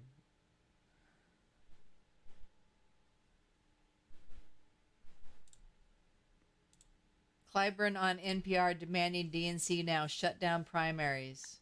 Why? Carville is on another channel saying the same. Shut down the primary, declare Joe the winner. Why? What?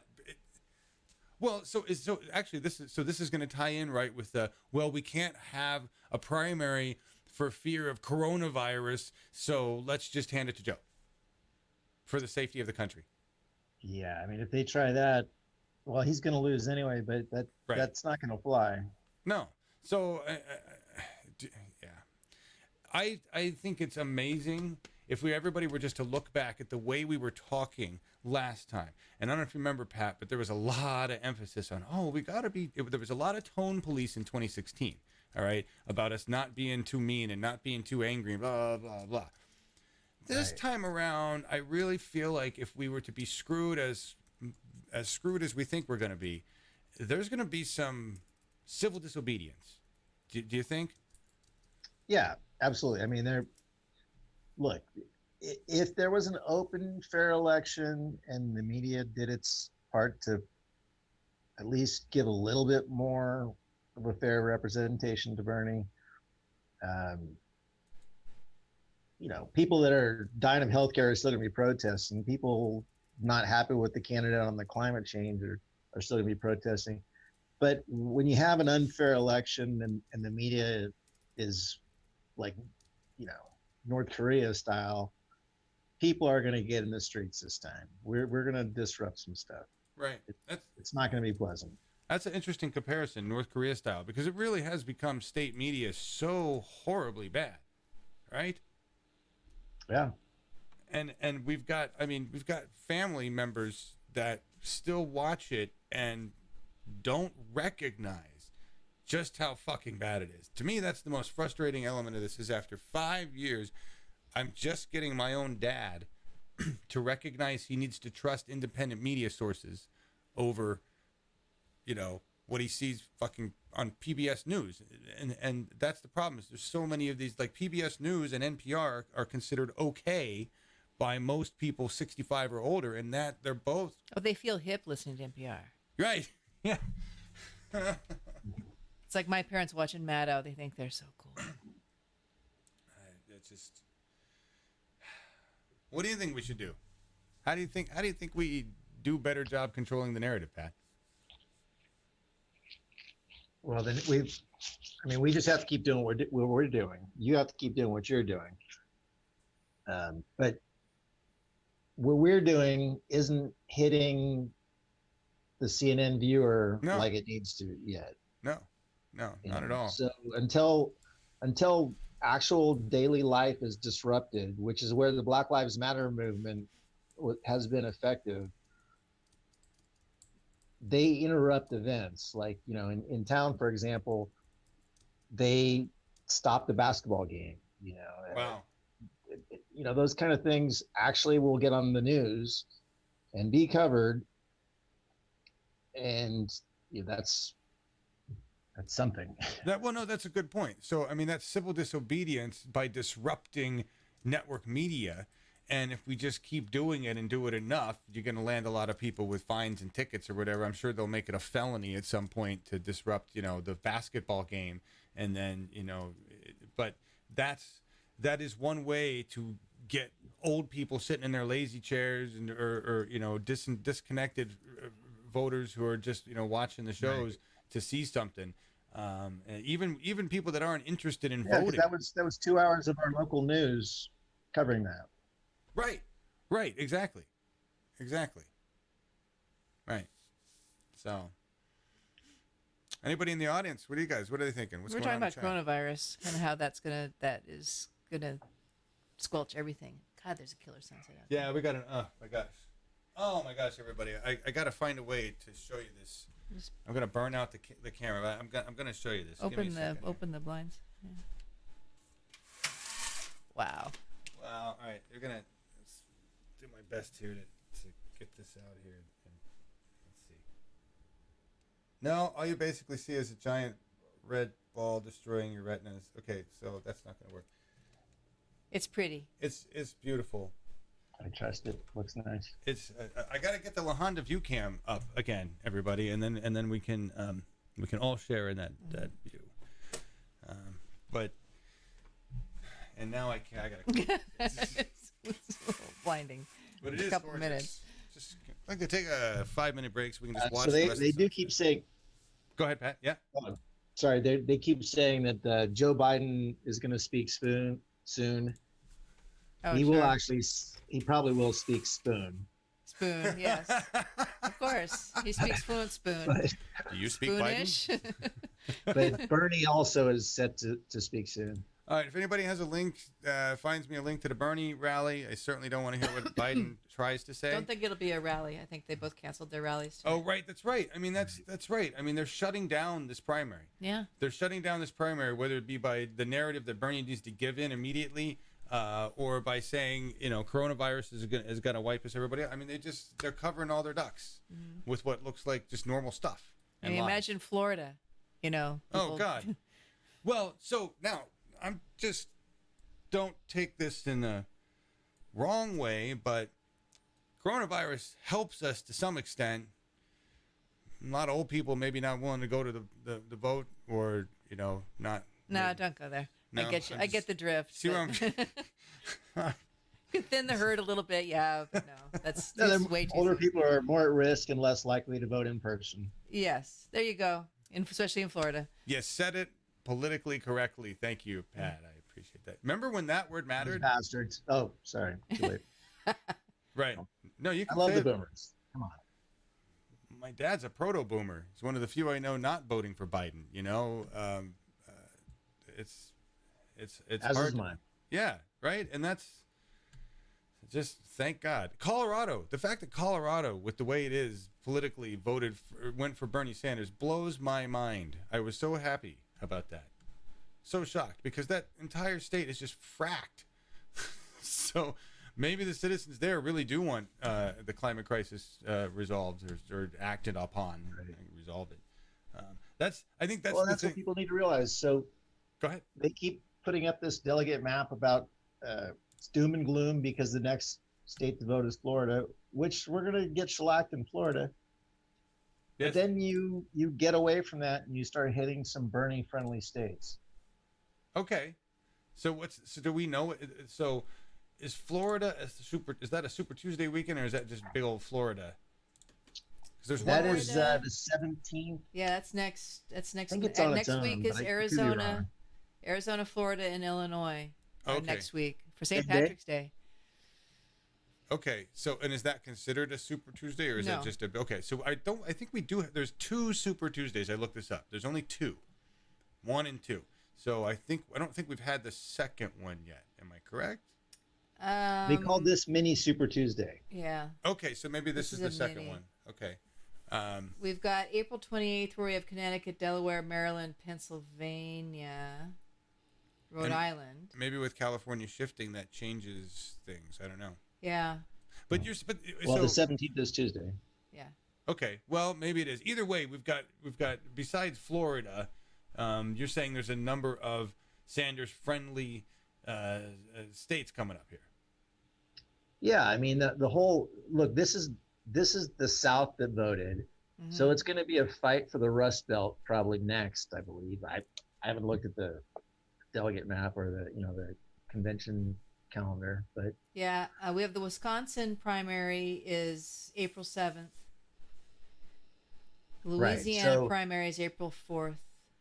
We have if you take tonight and Bernie lost Michigan by it's roughly 10 points ish or something like that, right, at this point.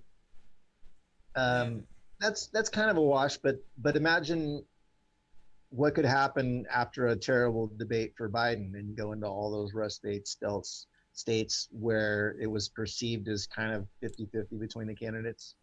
That's true. And then you've got New Jersey and New York, which if Biden had a really bad debate, you've got piles of delegates available there. Right. So it's not over, but the MSM message is going to be that it is, and that really Bernie, for the sake of unity in the country and everybody in corporate interests, should just quit now. Right. But the truth is he's going to be 100, 150 off maybe, and running into Florida, whatever, that'll make him look bad. But then we run into a bunch of good states for us. And so there's no way Bernie's really going to be out of it anytime soon. Right. And also, before he looks bad by any possible Florida loss, 2 days before that is the debate where Biden could look terrible in a 2-hour format on TV. So, right, a big delegate hall in Florida where Biden is coming off looking unelectable. How significant is it? Point is, it's in flux more than people say. Right. And we have every day as a new gaffe. So, Right. This entire primary, Biden has been shielded by 10 candidates who Bernie needed to defeat more because everybody felt like Biden was eventually going to make this huge gaffe and lose his support. And I don't think the he'd last establishment this really long. wanted to get behind Biden. They just got stuck behind. They got stuck behind him. Yeah. I didn't think when he first started, when the debates first started, we started listening to him. It's like, oh my God, he will not make it till January. So I was really surprised that he really, because it seemed like he really slipped from favor as the chosen one quite a few times, and people were ready to write him off, and then all of a sudden.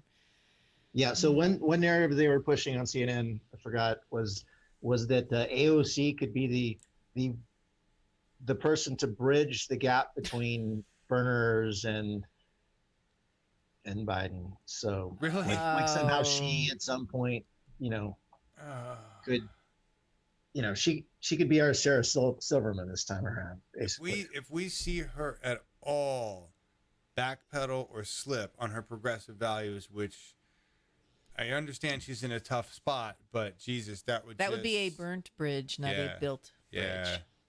Yeah. So I don't know what kind of bridge that. I mean, we got a person who doesn't even acknowledge that most Americans want health care for all. He wants to tear that up on his desk. So I'm not sure how that bridge works.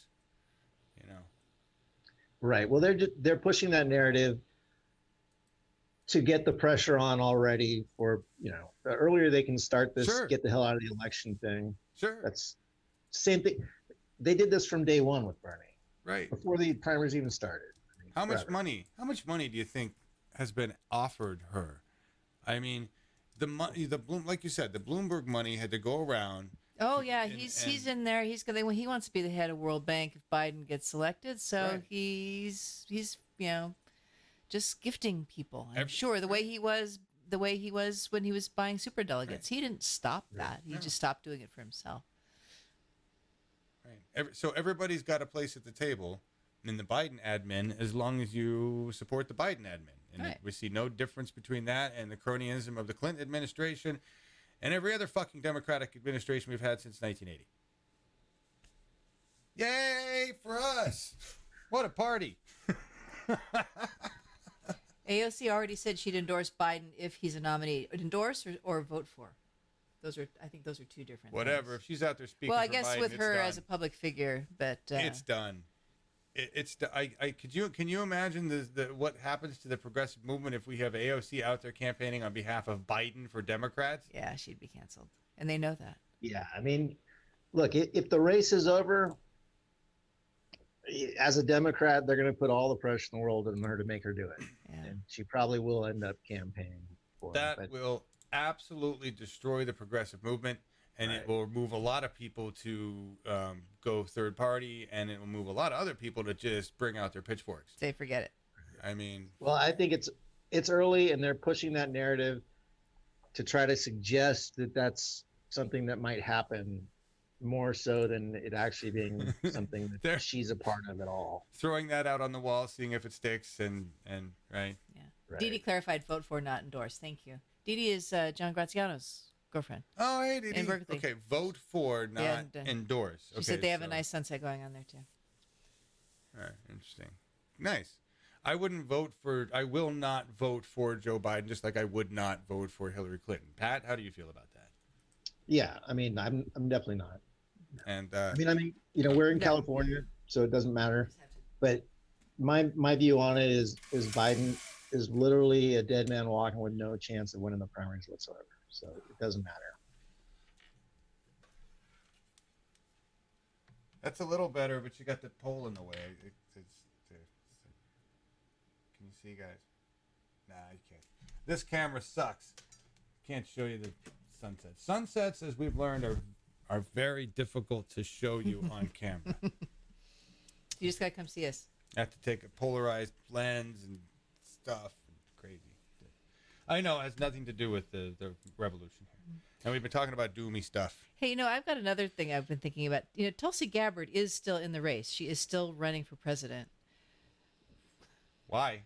What if something happened to Biden and he couldn't run and it was just Bernie and Tulsi left in the race? I mean, same rules apply. You got to get to the convention, get a majority of delegates. And then if you don't, it's everyone's free to vote for whoever they want. Right. On the second ballot. So the party could push somebody like, I don't know, Tim Ryan. Right. Right.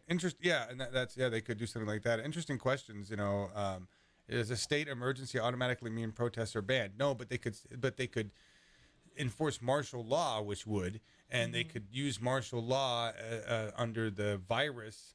If they wanted to, they could make up some bullshit story, and I'm sure everybody would run with it to do that and enforce peace. And they could essentially shut everything down, and literally they could put us in a military state, and everybody would be watching their TV, watching MSM, thinking it was great. They would think it was the greatest fucking thing, and they would love America for doing it. That's how dumb and how indoctrinated we've got. And it starts soft. It starts by not allowing groups of larger than 1,000 to meet, like they are in Santa Clara County, where we live. So no big rallies. Right. No big rallies, no big meetings, large groups, and there's already states that have passed laws against protest, states that have passed laws against protesting specific things. So it's the vice is already closing. This is, but it's just I won't compare it to Nazi Germany because this has actually been gone about in a completely a different way with the wholehearted help of the media. And corporations and Nazi Germany was more of a military endeavor, and corporations weren't the heavy hand that played the role. So it's a little bit different this time. Honestly, if we want to survive, it needs to be the end of the corporate age. Foreshadowing. Yeah, I like that. Thank you. Good. Anyway, other depressing news from statistics yet, Pat? Anything else? Anything? No, but you did just remind me. I don't know if you saw the viral video, but somebody confronted a CNN on-air reporter just out in the wild and asked her why CNN didn't cover the Nazi flag at the Bernie rally story. I mean, you would think with all the reports of fascism and anti-Trump, anti-Trump, and the rise of white nationalism. And how mean Bernie's supporters are. Pressing story, but just, they wouldn't cover it. They didn't cover it at all. Did she answer? She pushed it back on her staff, and then he was physically removed at one point from that's nice. Questions. I mean, he said that they put him in a headlock or something. I don't know. That's not really on video, so I don't know. They aren't gentle when they take protesters out. No, we saw that. But they're not. I mean, but they're not military either. They're just they do it quickly and efficiently. Well, but that's a different thing. Yeah, I mean, we're talking at a CNN building as opposed to a Bernie rally. Right. I mean, we watched some people who were protesting dairy get hauled out at the Bernie rally the other day. But they were protesting, our industrialized dairy industry, and they've been a regular at the rallies. Actually. Have they? Yeah, a couple times. But they protested all the candidates. Yes. Oh, well, there you go. Right. Yeah. So it's not just a Bernie-centric thing. But of course, if he makes it to TV, it's going to be Bernie's rally protested. Right. Exactly. Bernie's winning North Weren't Dakota. they Check this out, everybody. We got some North Dakota numbers finally in, and Bernie is currently handily winning North Dakota, 40% to Biden's 26%. Oh, nice. Warren somewhere in there because she had to be. We don't think she won't endorse anybody, right? But secretly she loves Biden. We all know this, right? Her opportunity is missed. Yep. It doesn't matter what she said at this point. We might as well just snake her to the end of time.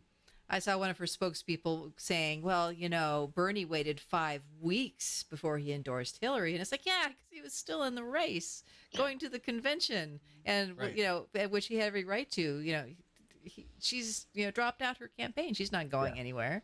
Imagine being the only other truly progressive candidate and your platform is basically, I'm Bernie. Mm-hmm. And they're really similar platforms. The whole election, that's your premise. And they're not endorsing. Yeah. Right. Because she was disappointed with the way she was treated, and they called me snakes. Oh no! I think the latest video I saw was that she was upset with Bernie for campaigning in her state right before Super Tuesday. Right. How dare he campaign in her campaign state? in Boston and be really popular? Right. I want to know how much of that was actually true. It's just blabbing. It's just blah blah. And that we saw that on the Hill. Too. Media blah blah. Well, so good numbers, North Dakota. Yay. Yay. Right? Only 10% reporting, but that's great. Mm-hmm. We'll take it. Wasn't sure what to see there. 14 delegates, though. So. But hey. Whatevs.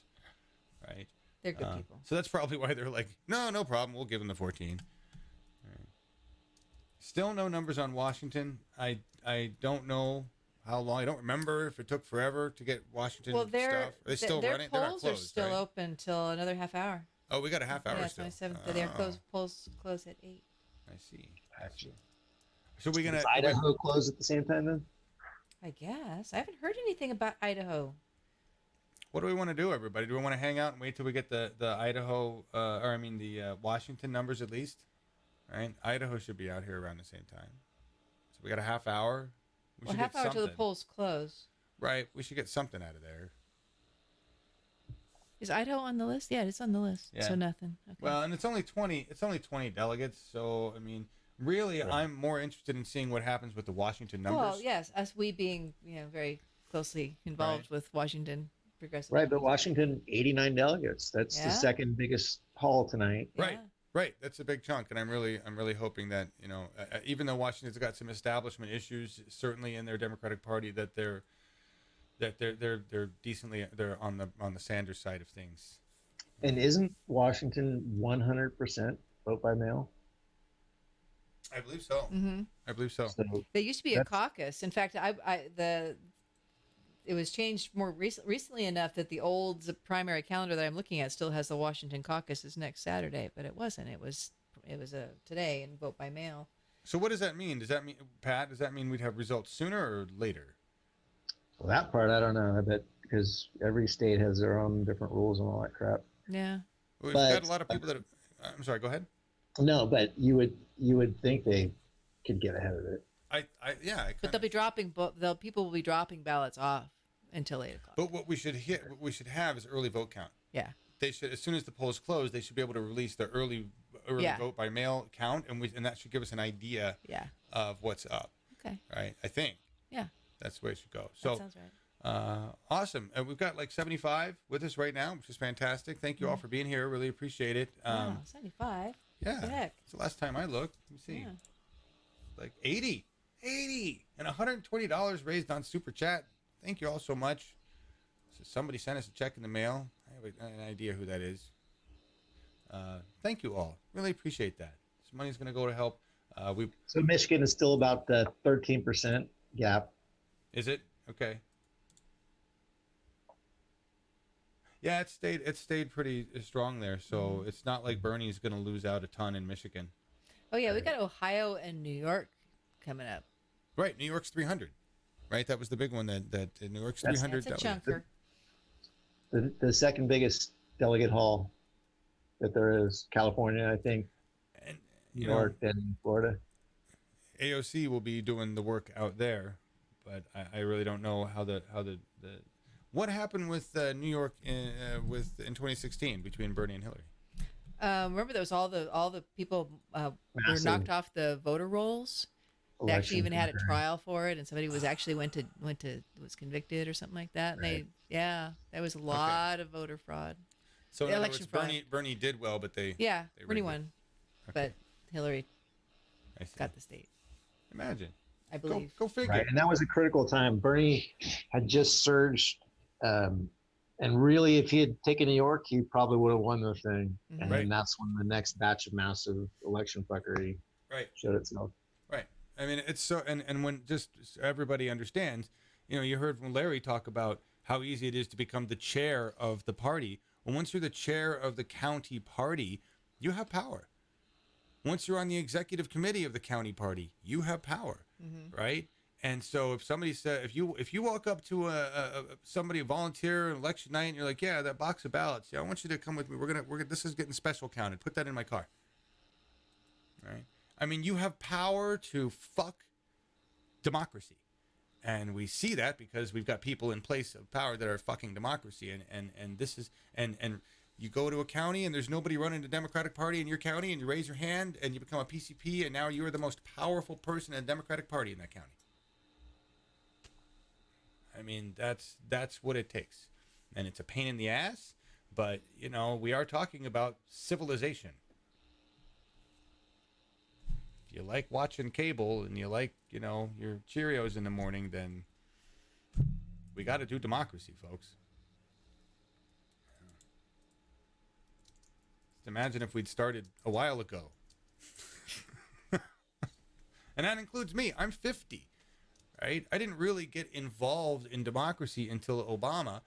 And even then, it was just, I donated, I voted, and I think I put a bumper sticker on the car, right? Bernie was the first one to wake me up to, oh shit, we got to do something here. Pat, what's your experience with politics?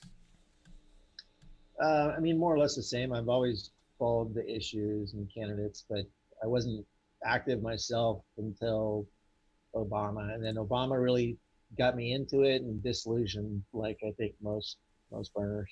Right. Yeah. Laura, you? Same thing. I was excited about Obama after 8 years of George Bush, who I thought was ridiculous. Didn't really get involved at all, supporting or campaigning. I kind of waited until it trickled down until it was, Obama and Hillary toward the end. And I never particularly liked Hillary, so I just started listening to him, and I liked what I heard. I thought it sounded hopeful. And this is going into the recession, of course, because I was losing, my business had dropped, right. It was shaky, and he gave a hopeful vibe, and then things just kept getting worse and worse after he got elected, and I ended up losing my house. But he was there speaking, bailing out banks. So nicely, and then bailing out the banks, and that. But I voted for him again because I just wasn't awake. And it wasn't until I heard Bernie the very first time I heard him at one of his early debates in January, February 2016, I couldn't believe what I was hearing. Here was a politician who was actually speaking like he cared about human beings and wasn't, with Hillary standing right next to him, and the comparison could not have been more stark. Right. And I was hooked from that moment on and have never wavered. He has changed our political landscape enormously, and I'm so grateful for what he started, and it's only just started. What he's built will keep going, and it'll be very interesting to see how it develops over the next few months. It will. As we've mentioned many times before, though, we're running on a ticking clock. Yeah. Because we don't know when the climate crisis is going to wipe us out. And I don't mean that lightly, right? And there are other parts of the world, many other parts of the world right now that are just having their asses handed to them, and America so far has really gotten lucky. And I know we talked about this earlier. What was it, in the car? What were we talking about? I don't know what I was talking about. Just the idea that in order for us to see movement on the climate crisis, we need to see the people, those in power, lose something due to the climate crisis. There needs to be a giant-sized crisis that nails them where it hurts. Florida, perhaps, or someplace. But it just doesn't seem to ever quite reach them. They're protected. Right. They're the ones who tell you to just move to higher ground. Sell your house. Right. We know the poor are going to be affected first. Already are being affected first. Right? So it's a race for time, which is why, and I'm just going to go back to this, but it's why when people say, oh, we have to, work with others, we gotta work with Nancy Pelosi, we gotta try to work with the existing Congress, and can't be tone police, blah blah blah. We are fighting for the survival of the human species. This isn't just another election cycle for fun. We really don't have any time left. We were out of time 20 years ago, and so we need everybody to be that frightened and terrified. It's just really hard to flip that switch and become that frightened and terrified. Our country has become a really scary place. And somebody was mentioning about this kind of starting with Reagan. Yes. When I turned 20 and voted, I didn't vote for Reagan, but that's when he was elected. Yep. And so have my entire adult life has been, watching our society change to something I don't recognize from when I was a kid. Right. And it's just gotten worse and worse. And now I don't think there's anybody I know doesn't know someone who's on a GoFundMe to help them with a medical bill or something. It's just absolutely ridiculous, the things that are coming out about the coronavirus, and not, we've got people in Congress saying, oh, well, just make sure you call your primary care provider first. We got some people that were forced into sequestration on the first breakout, getting $5,000 bills. Yeah. Right. Yeah. And not being able to work.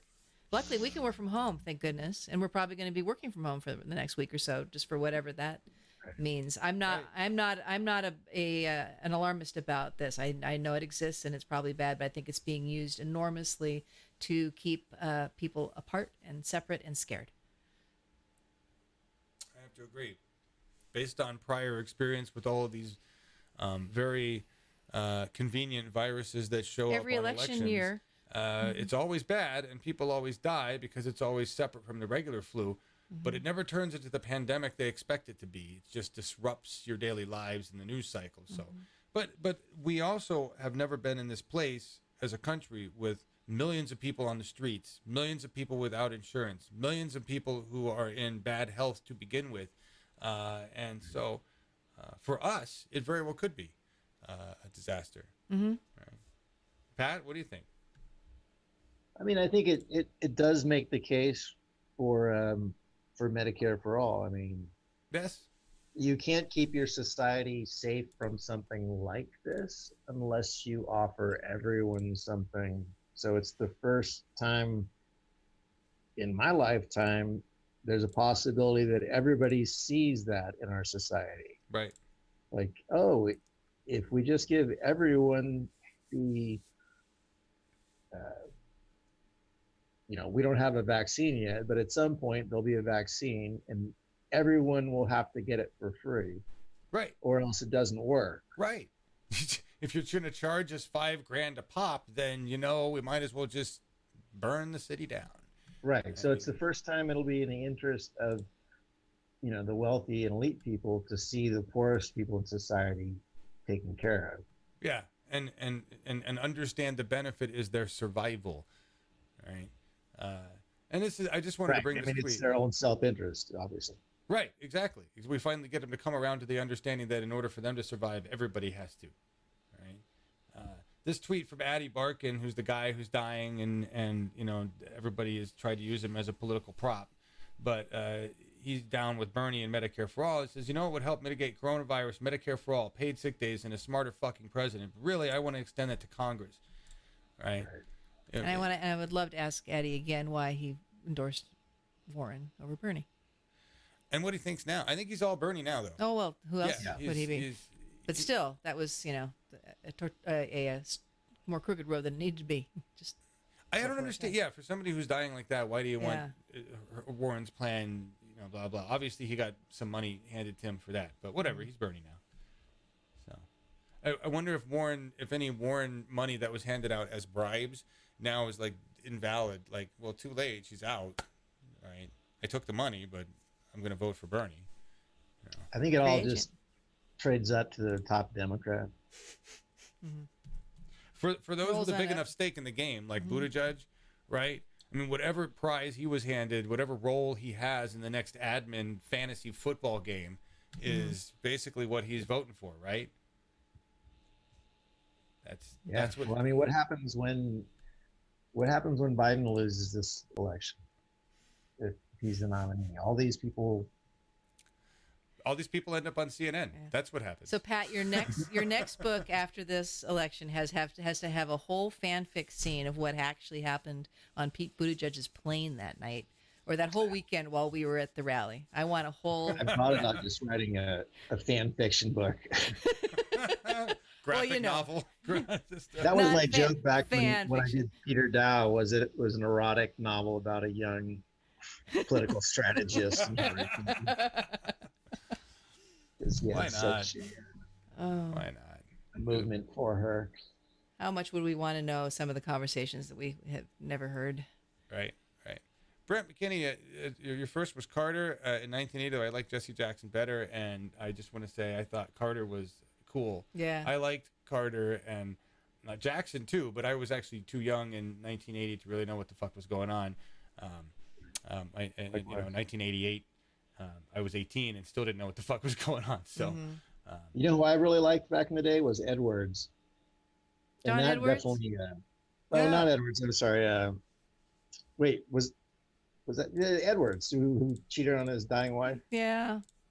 That was my first sense of disillusionment. Right. Like, yeah. But he's remember how easy it was to get rid of a candidate you didn't want?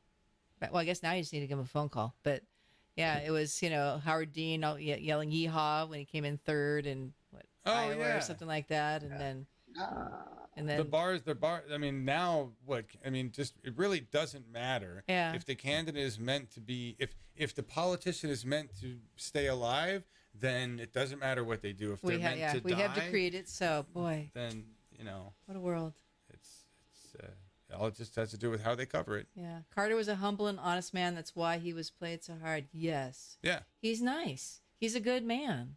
But everybody forgets that he was also an Annapolis naval graduate and was a nuclear submarine dude. Yeah. And that takes some serious shit. Yeah. I mean, you don't get to do that without having some mental aptitude. So not, he was a man of peace, but he wasn't like everybody. I remember at the time, everybody made jokes about him. Oh, he's a peanut farmer. That makes him stupid. Literally, that was the line. It was, well, he's a dumb peanut farmer. Well, I don't know. Well, that was how he was characterized. And by the way, he voluntarily sold his peanut farm when he became president because it was a conflict of interest for him to have a business. Emoluments, Trump peanuts.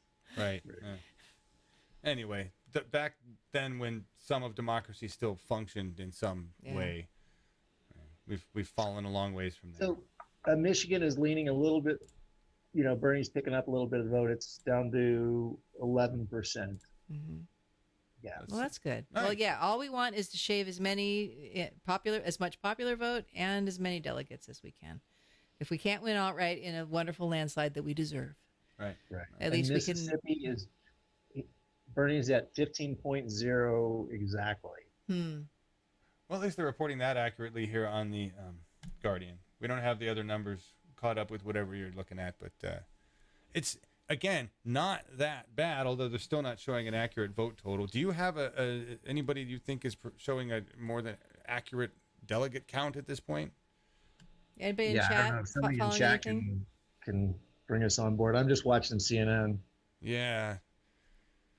It's all guessing at this point because everybody's putting different numbers out there, and that's part of the job to confuse, right?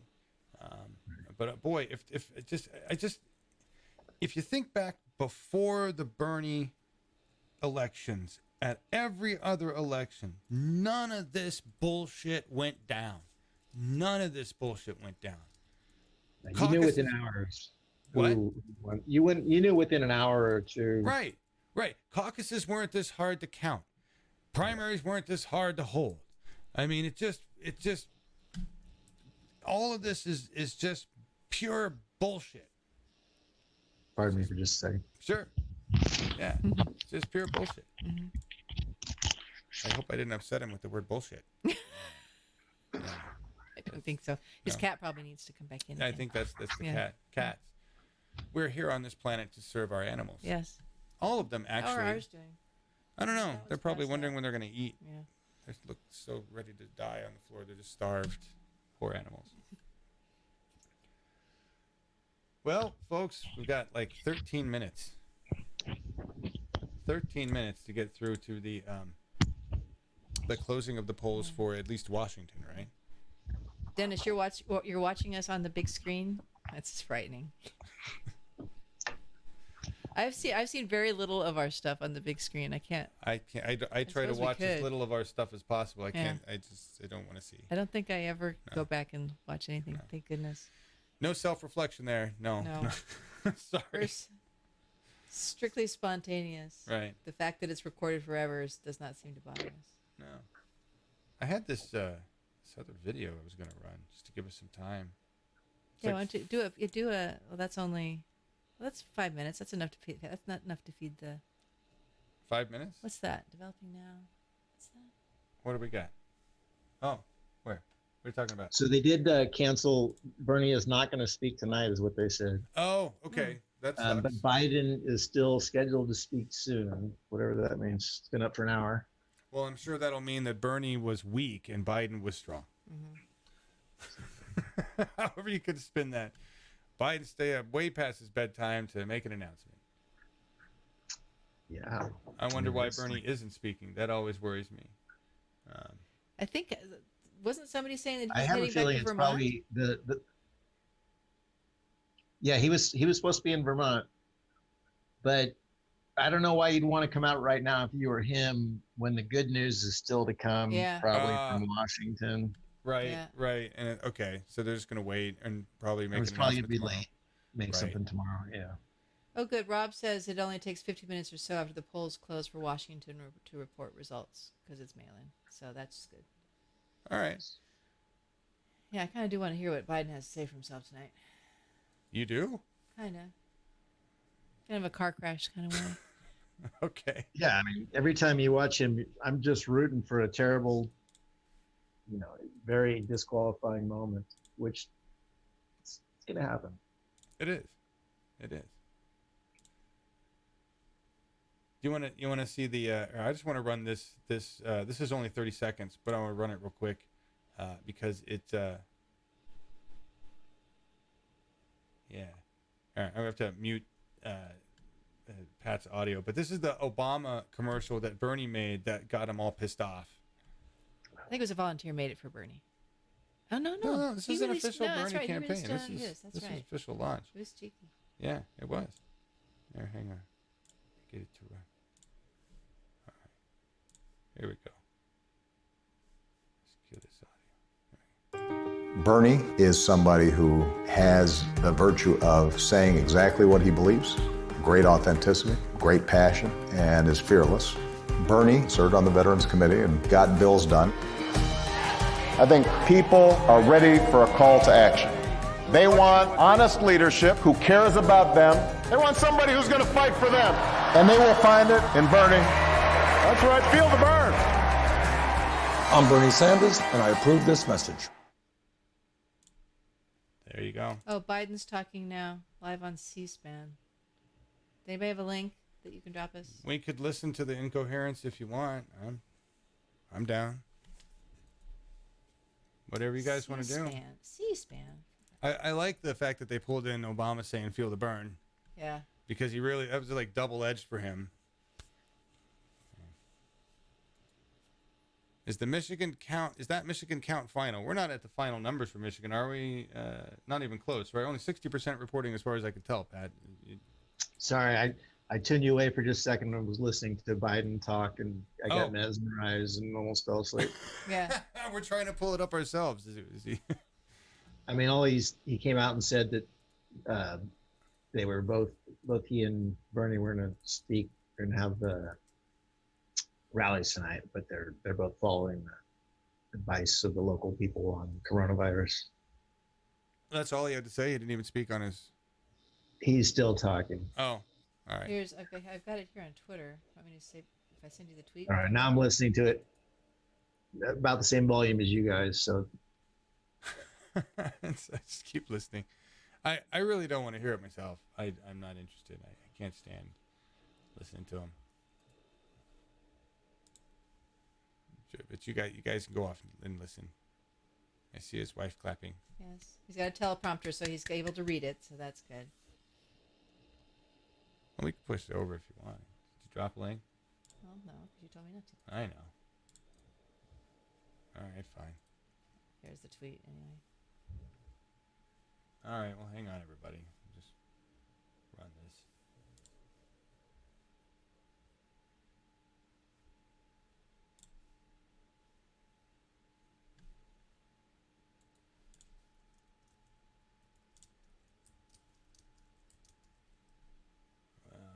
that's coming through.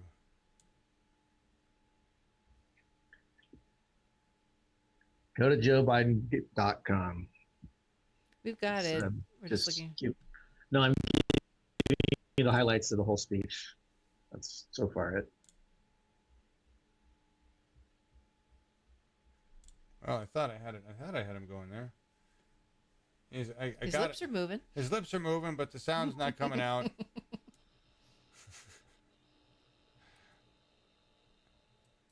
It's better this way. Yeah, it's because I have the audio set to silly. They've got good lighting on him. They do. His wife looks pretty. Yeah. Oh, I know why. Here.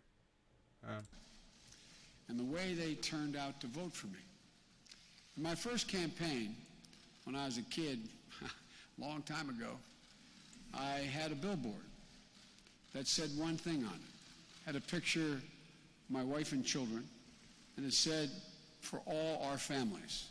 That's all it was. His wife and For children all our and his families. kid.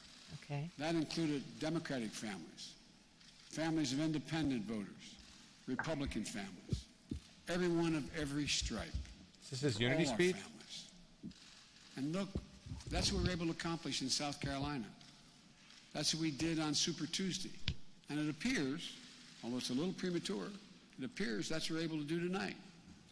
Oh, he's coming right. Oh my God. In just the past week, so many of my incredibly capable competitors have endorsed me. Mayor Pete Buttigieg. For no reason. Amy Klobuchar. Beto O'Rourke. Mike Bloomberg. Cory Booker. And Kamala Harris. Together we're bringing this party together. That's what we have to do. Every centrist Tonight, together. we are a step closer to restoring decency, dignity, and honor to the White House. That's our ultimate goal.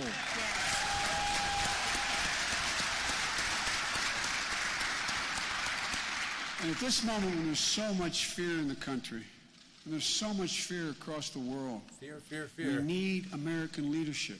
Yeah. We need Fear. presidential leadership that's honest, trusted, truthful, and steady. Reassuring leadership. If I'm given the honor of becoming your president, I promise you I'll strive to give the nation that very leadership. Every day, I have a privilege to remember hold my office. job. That's the reason why I'm running for president. I believe we're This in is an incredible his moment best in American history. teleprompter speech yet. A phenomenal opportunity. to His deliver a bronzer bold, progressive game is vision to on the point American as people. well.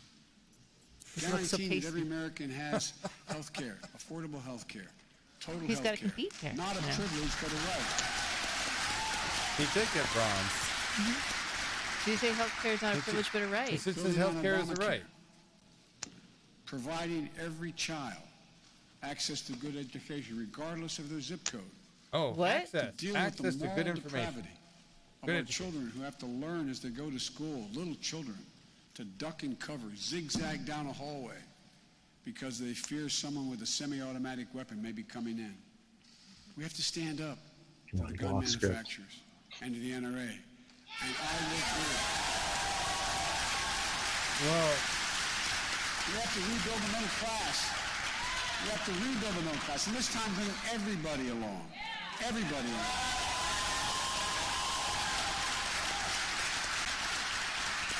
And my fellow Americans, we have to once again lead the world. What was that? Donald Trump's America First policies made America alone. You know, in the fight against climate change, we have to rally the rest of the world to act, and act now. Rejoin the Paris Climate Accord on day one. Make it clear to our allies that we'll honor our commitments, that our word can be trusted. this is insulting. And make clear to our adversaries that we will stand fast and restoring world order. That's the American responsibility. Restoring world order. Tonight, I'm speaking to you from the National Constitution Center, not far from where two of the most important documents in all of history were written.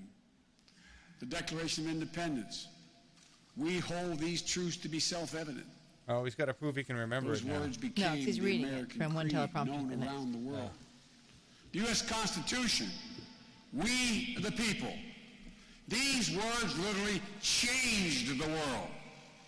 We've never fully lived up to the promise of either of those documents, but we've never ever before walked away from them. And they're a reminder of what's at stake in this election. Our very democracy is at stake in this election. As I said from the moment I announced not far from here that I believe we're in a battle for the soul of this nation. With Donald Trump as president, our core values, our standing in the world, our very democracy, everything that has made America America is truly at stake. I believe this nation can overcome 4 years of Donald Trump, but given 4 more years, he'll forever and fundamentally change the very character of this nation. We can't let It's that the happen. same speech he gives there for. But winning means uniting Famous when he gave America, where? not sowing more division and anger. Those lines are Means repeated having a at president who most not of his. only knows how to fight, but knows how to heal. Jesus. By telling people they're full of shit. Means replacing a president who demeans and demonizes people with a president who believes in empathy, compassion, and respect for everyone. It is my hope that the days of divisiveness will soon be over. We're a decent, brave, resilient people. He gave him some good drugs. We are better than this He's very moment mellow. we're in. Oh, somebody went and got it one What we have to do, we just need to remember who we are. I like the This is the United climate States of activist America. behind him. There's not a single What is it? thing we cannot do if we do it together. Oh, shoot, he Damn it. moved out of We're on frame. close to Yeah. the eve of St. Patrick's Day. I'm thought of a quote. St. Patrick's Day. It's important. Some of you heard me Yeah, quote many times. he really hasn't said A anything fellow yet. that I admired very much who passed away Somebody not said in long the chat, ago. he's a saying poet named nothing. Seamus He Heaney. borrowed Pete's speech. He wrote Yeah. a poem called The Cure of Troy. And here's what he said They're not in one missing anything. stanza. He said, history teaches us So there was a protester behind Biden that had a sign, "This is an emergency, act like it," who was quickly pulled away if you're watching on the main screen. I have cropped out because I don't want to see Biden for president. I truly believe it's within our power for the first time in a long time because of what's happened in the past 3 years. The power to make hope and history rhyme. Hope. That's what we're going to do. There's our word hope God bless again. you all, and may God protect you. Hey, that's Bruce. Oh, Biden bomber. Says, you did it. You did it. I just got makeup all over your suit. But you did it. Well, they did it in a place where you definitely didn't need a large crowd. Well, I want to see how big the crowd is. Well, I guess there's a few people there. Don't touch anybody. Oh, there's Simone Sanders. There's a big concrete area, and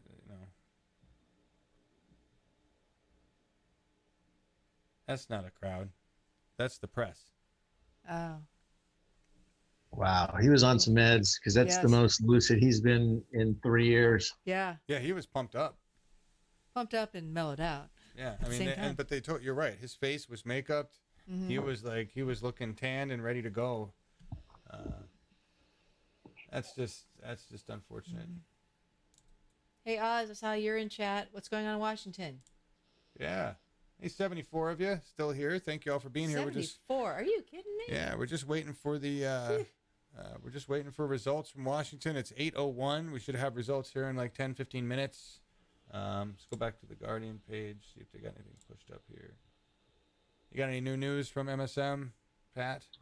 They're calling Washington and Idaho both too early to call, which probably means they're both going Bernie? Mm-hmm. Bernie, I'm guessing, but I don't know for sure. Too early to call because it's not going the way we've been paid to tell you. Yeah. Basically. We'll wait until they fixed it so that we can tell you. But Washington seemed like it became close recently, so yeah, we won't know.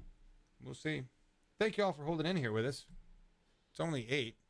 We did just do the time change thing.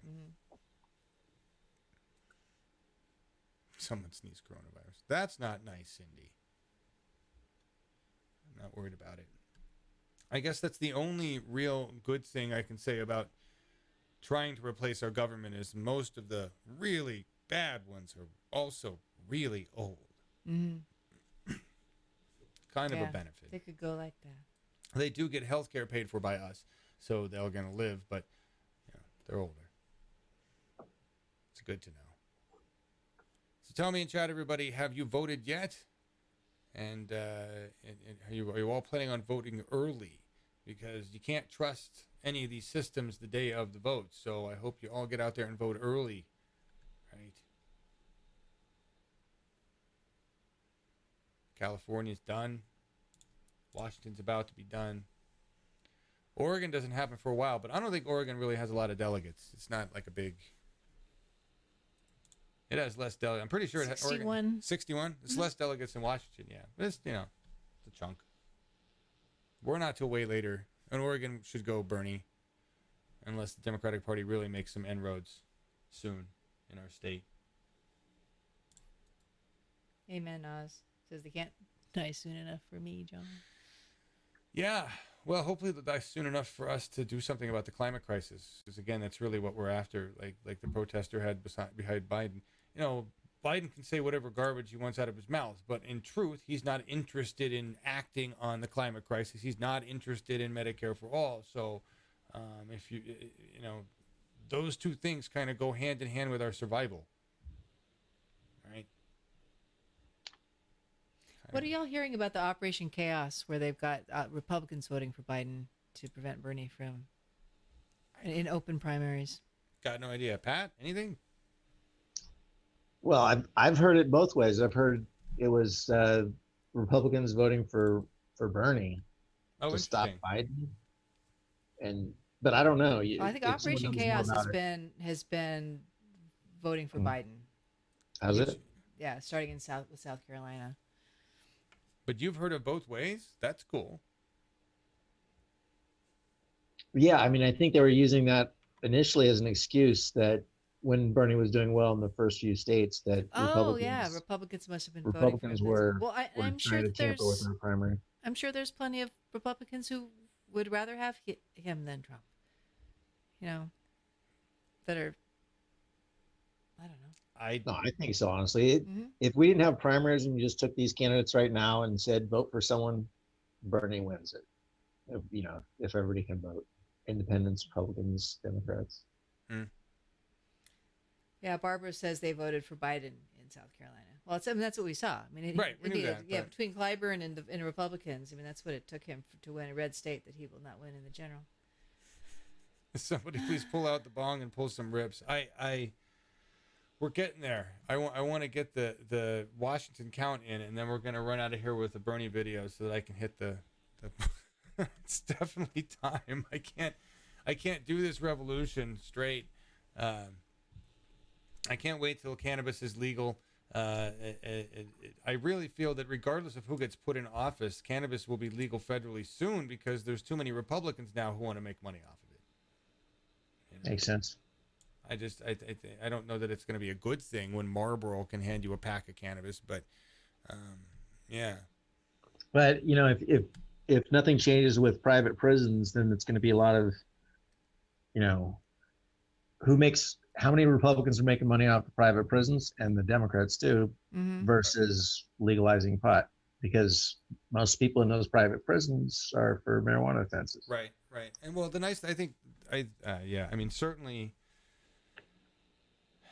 certainly if Trump stays in office, which is what it's looking like at this point. Put the percentages on full screen so people can read them. I think it's too small. Yeah, there you go. What's the percentage of Missouri that's been counted? Well, according to this, 93. 93%. 60 Biden. Team McSee. Right. Oh, we have Washington numbers just popped up on The Guardian, and we can see there, everybody, they show Biden at 33 and Sanders at 29, Bloomberg 16, with 1% reporting. Right. So those are the numbers for Washington to start. That could be mail-in ballots. That could be, that were there early. And if we got a 1% total from early, then and that's where we're at, then this is going to be very close. We got to see where we're coming at county per county. Did not expect Biden to have that much. Really interested in knowing what counties. Just really. All right. So per CNN, not looking good in Mississippi, where obviously he lost, but if you look at the delegates that were assigned by district, Biden has 25 right now, and Bernie has none. Oh, ouch. But that's 36 delegates for the state. Okay. So 9 are left to go. Bernie may get a handful, but he's not going to get much there. Well, we knew Mississippi was an establishment state anyway. So. No, that was out the gates one of his worst that he was going to lose. Right. And, counter that to Missouri. So in Missouri, 68 delegates are at stake, and currently Biden has 30, Bernie has 14 of them with 24 to go. Okay. So the gap in the bigger state is close. I mean, a lot closer. Okay. Well, that's good. That's encouraging. Seattle Times has more information on Washington. Yeah, Seattle hasn't been counted, and that's going to be big there. I have a hard time seeing a good portion of Seattle. It'll be interesting to see where they go there. Seattle should be super progressive. Right. Right. So basically, when I look at the broad view of tonight so far, CNN has Biden in the national, the total overall delegates up 133. Okay.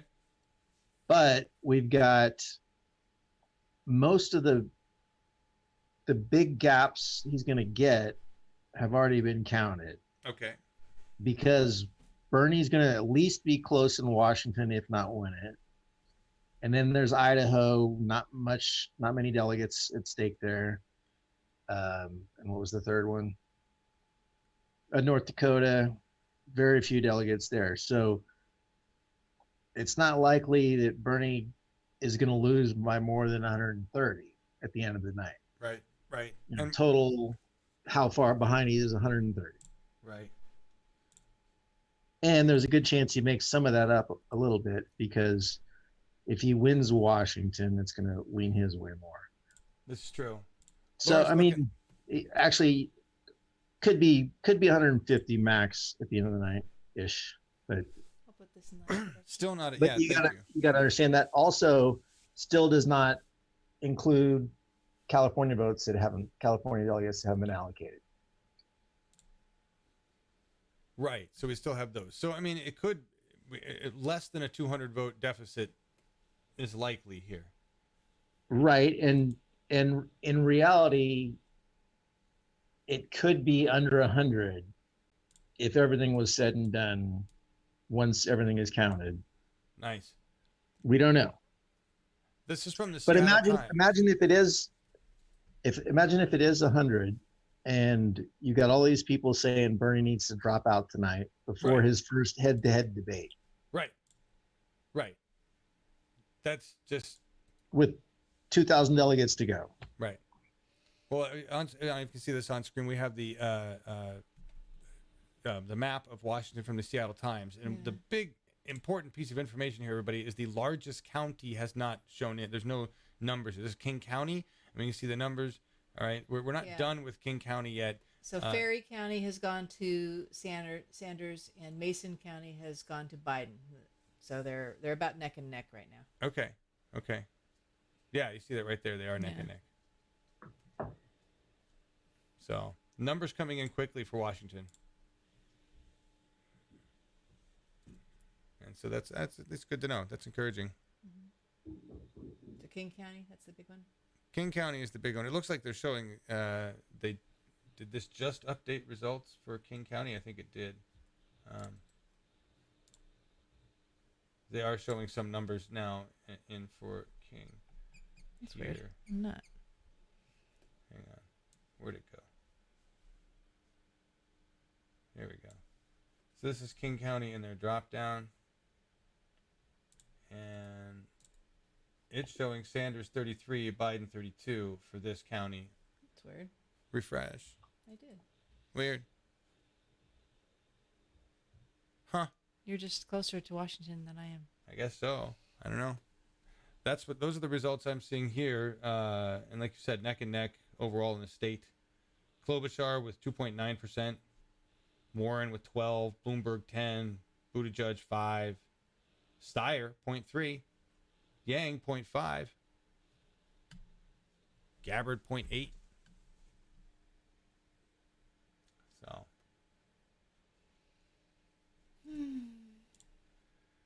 68 watching. So the worst, I mean, we don't expect it to go wildly crazy away from these numbers in Washington. And I mean, even with when all of King County reports in. So at the end of the night, we're not going to expect any larger surprises, right, Pat? We don't have any other whammies that can come in and just really like skew the results, right? No. And so CNN is going over the delegate math, and their worst case scenario basically gave Biden 60% tonight and Bernie 40. They said there's some chance that Biden wins over 60, but in that scenario, they had him still around 140 delegates. Biden 140 ahead tonight, and that still is not including uncounted delegates from California. Wow.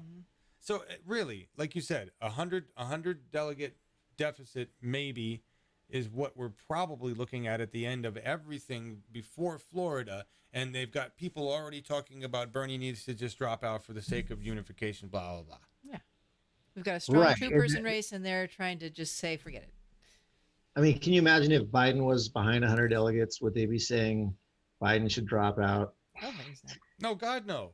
For the sake of the party, They'd say he's breathing down Bernie's neck. They would still say Bernie needs to drop out because Biden's the. Yeah, you're getting in his way. Right.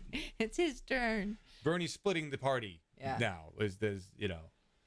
Well, right, and that's the narrative they're already starting to create. They're starting to cast this as like, is he going to stick around like he did last time and cost everyone the election? The bottom line for everybody is that if you understand just how massive the Bernie ground game is and the people behind the scenes working data and doing canvassing and doing all sorts of other things, phone banking and other things, it's so many people. There is no other campaign that has these people. Warren didn't have these kind of people. Nobody has these kind of numbers. The only thing the establishment has is media. And they're using it very well to destroy any chances that Bernie has of really taking a dominant lead. And so the only thing we have besides us here sitting here talking to our bubble on networks in the media, internet is, boy, I sound like Biden for a second, is to really work for the campaign, get out on the streets and talk to as many people about Bernie Sanders as you can, because if you're not presenting the data to these people at their doors as a normal human being who they can get to know, then they're just getting it from Rachel Maddow. And they're going to believe Rachel. You have as good a chance of them believing you as Rachel does. Right? And we've seen this with canvassers who go out on the streets and talk to people, and they just show them, trust me. Look, I'm not Rachel Maddow, but let me show you the facts here. And so, it's... I just want to encourage everybody that if we have a chance at all to really pull this off with democracy, it's getting involved with the campaign. There are so many things you can do. Anything you want to do. We really need to push back on this narrative that somehow this thing is over. And even as an advocate online forever, I was as depressed as many people were last Tuesday, but I think a lot of people actually bought this idea that we got social act, that we're behind and over. And that was all, we got our ass kicked a little bit, but it's so early. Right. And people bought this thing that's being pushed so hard because you got, just like in 2016, you had the $1 million trolls where Hillary, they had these propagandists and they created these narratives online. Right. The whole thing has been over the last week to try to say this thing is already over, when the reality is we're within 100, maybe less, maybe more, maybe up to 150 delegates, but 2,000 delegates are left. So people, right, stop being defeatist. Don't look back and don't do a post-mortem on the Bernie campaign like they blew it. We have a freaking debate one-on-one with a guy who can rarely finish a sentence without sounding a little off. Well, unless he's given the same drugs he was just given, but he has to last longer. And remember, True. It's not really a debate anymore. It's kind of a lounge chair get together. But it still is an opportunity for Bernie to show that he is competent and has cognitive faculties, as opposed to. I just want to report that this is the Guardian saying Washington's at 66% reporting, and they show Sanders and Biden are deadlocked at 32%. Yeah, if you look at they updated the map. Yeah. So if you go any county you go to, they're like 32 to 30 to 33, 32 Wow. to 32. Just like right down. Interesting. With Warren taking that little chunk out there. Bernie's ahead in King County though. Good. That's good. Which is King County's most of the people, but it's also the money. So that's interesting. Is that the county Seattle's in? Yes, it's the county Seattle's in. But oddly, it's not the county where Seattle stores its garbage, because Seattle isn't interested in keeping its own garbage. They ship that down with a barge down the river to an Oregon landfill, just so everybody knows. And then they proclaim that their city is a green city. Pretentious fucks in Seattle. But we love you for voting Bernie. Yes. Thank you. Thank you. Saw somebody talking about how great the barges are and that we don't want to close them down. I'm like, for hauling Seattle garbage? Anyway, so many systems that need to be fixed. when we put some chains on capitalism and bring it in line with human needs, which is really the first step. Laurel's asking about the debate. It was originally going to be a debate, and then it's been changed into a town hall, and now they're sitting down, and now there's not going to be an audience. Yes. Look, everybody. Yeah, there's not going to be an audience. But that's the coronavirus on top of that. So first it was Joe's not capable of doing a real debate. Now it's, coronavirus, everybody stay home. We can't have people here. We got Idaho numbers in, everybody. And Joe's ahead, looks like. Looks like Joe's ahead. 42% versus Sanders 33%. Warren with her little chunk. And that's 4% reporting. So we split up delegates there, just knowing where we're at right now. And is CNN still pretty accurate? This looks like where it comes at. 100 delegates. Pat, think so? Yeah, I mean their last update puts it at 132. Okay. Like currently. So that's a 132 deficit that Sanders has to catch up with. It'll probably be a little more after Florida, everybody. Right, but still not the end of this, and so I think like Pat says, we need to counter the narrative that Bernie should be dropping out anytime soon. Right, it's just a question of getting. I mean, you got a debate on the 15th, which is next Sunday. At town hall. If Biden actually doesn't look great, and Bernie makes the case for why he's more electable, and we have, all of us have five days to make that case as well, which we all have for the first time in a way, because we've been fighting 10 candidates, and we've only had a few days of just taking on Joe Biden. Right. And I encourage everyone to do this more so, social media wise, at least on Facebook, because that's more the Biden demographic. Right. If I'm not mistaken, the North Dakota number just changed, and Sanders with the dominant lead there at 40%. Nice. So there's 14 big old delegates in North Dakota, and good for them. Good for everybody. Good for finding a polling spot there in your freezing area. Right? Things. Yeah. I remember we were talking about Arizona last time, and I remember the show we did after the Arizona primary, and the card that we used was called the Arizona Cattle Call, because we were talking with people who had been standing in lines in 100-degree heat for hours with no water, waiting to get into a polling place to cast their vote. Wow. And this was done on purpose. Arizona was a mess last year. Yeah. I mean, 2016. Yeah. Lots of polls. Yeah. Lots of polls closed. It was hot and people were standing. That was the first time we got the big, long lines of people standing. And that's when we realized what was going on. Right. Right. Idaho numbers. Biden with 43. Sanders with 35. It's really not that big of a spread with 7% reporting. Still tied. So CNN has Washington with 65% reporting, 0.1% separating Biden and Sanders. Holy shit. Wow. That's close. That's close. But so no matter what happens there, it's going to come in fairly even delegate split, which is good because that's 89 delegates, which is the second biggest state that voted tonight. Right. And even Michigan, the largest, with 120. Now, you had said, is this the state? No, where was it that he wasn't getting any, that Bernie wasn't getting any county delegates? That's not Michigan, is it? Yeah, Mississippi.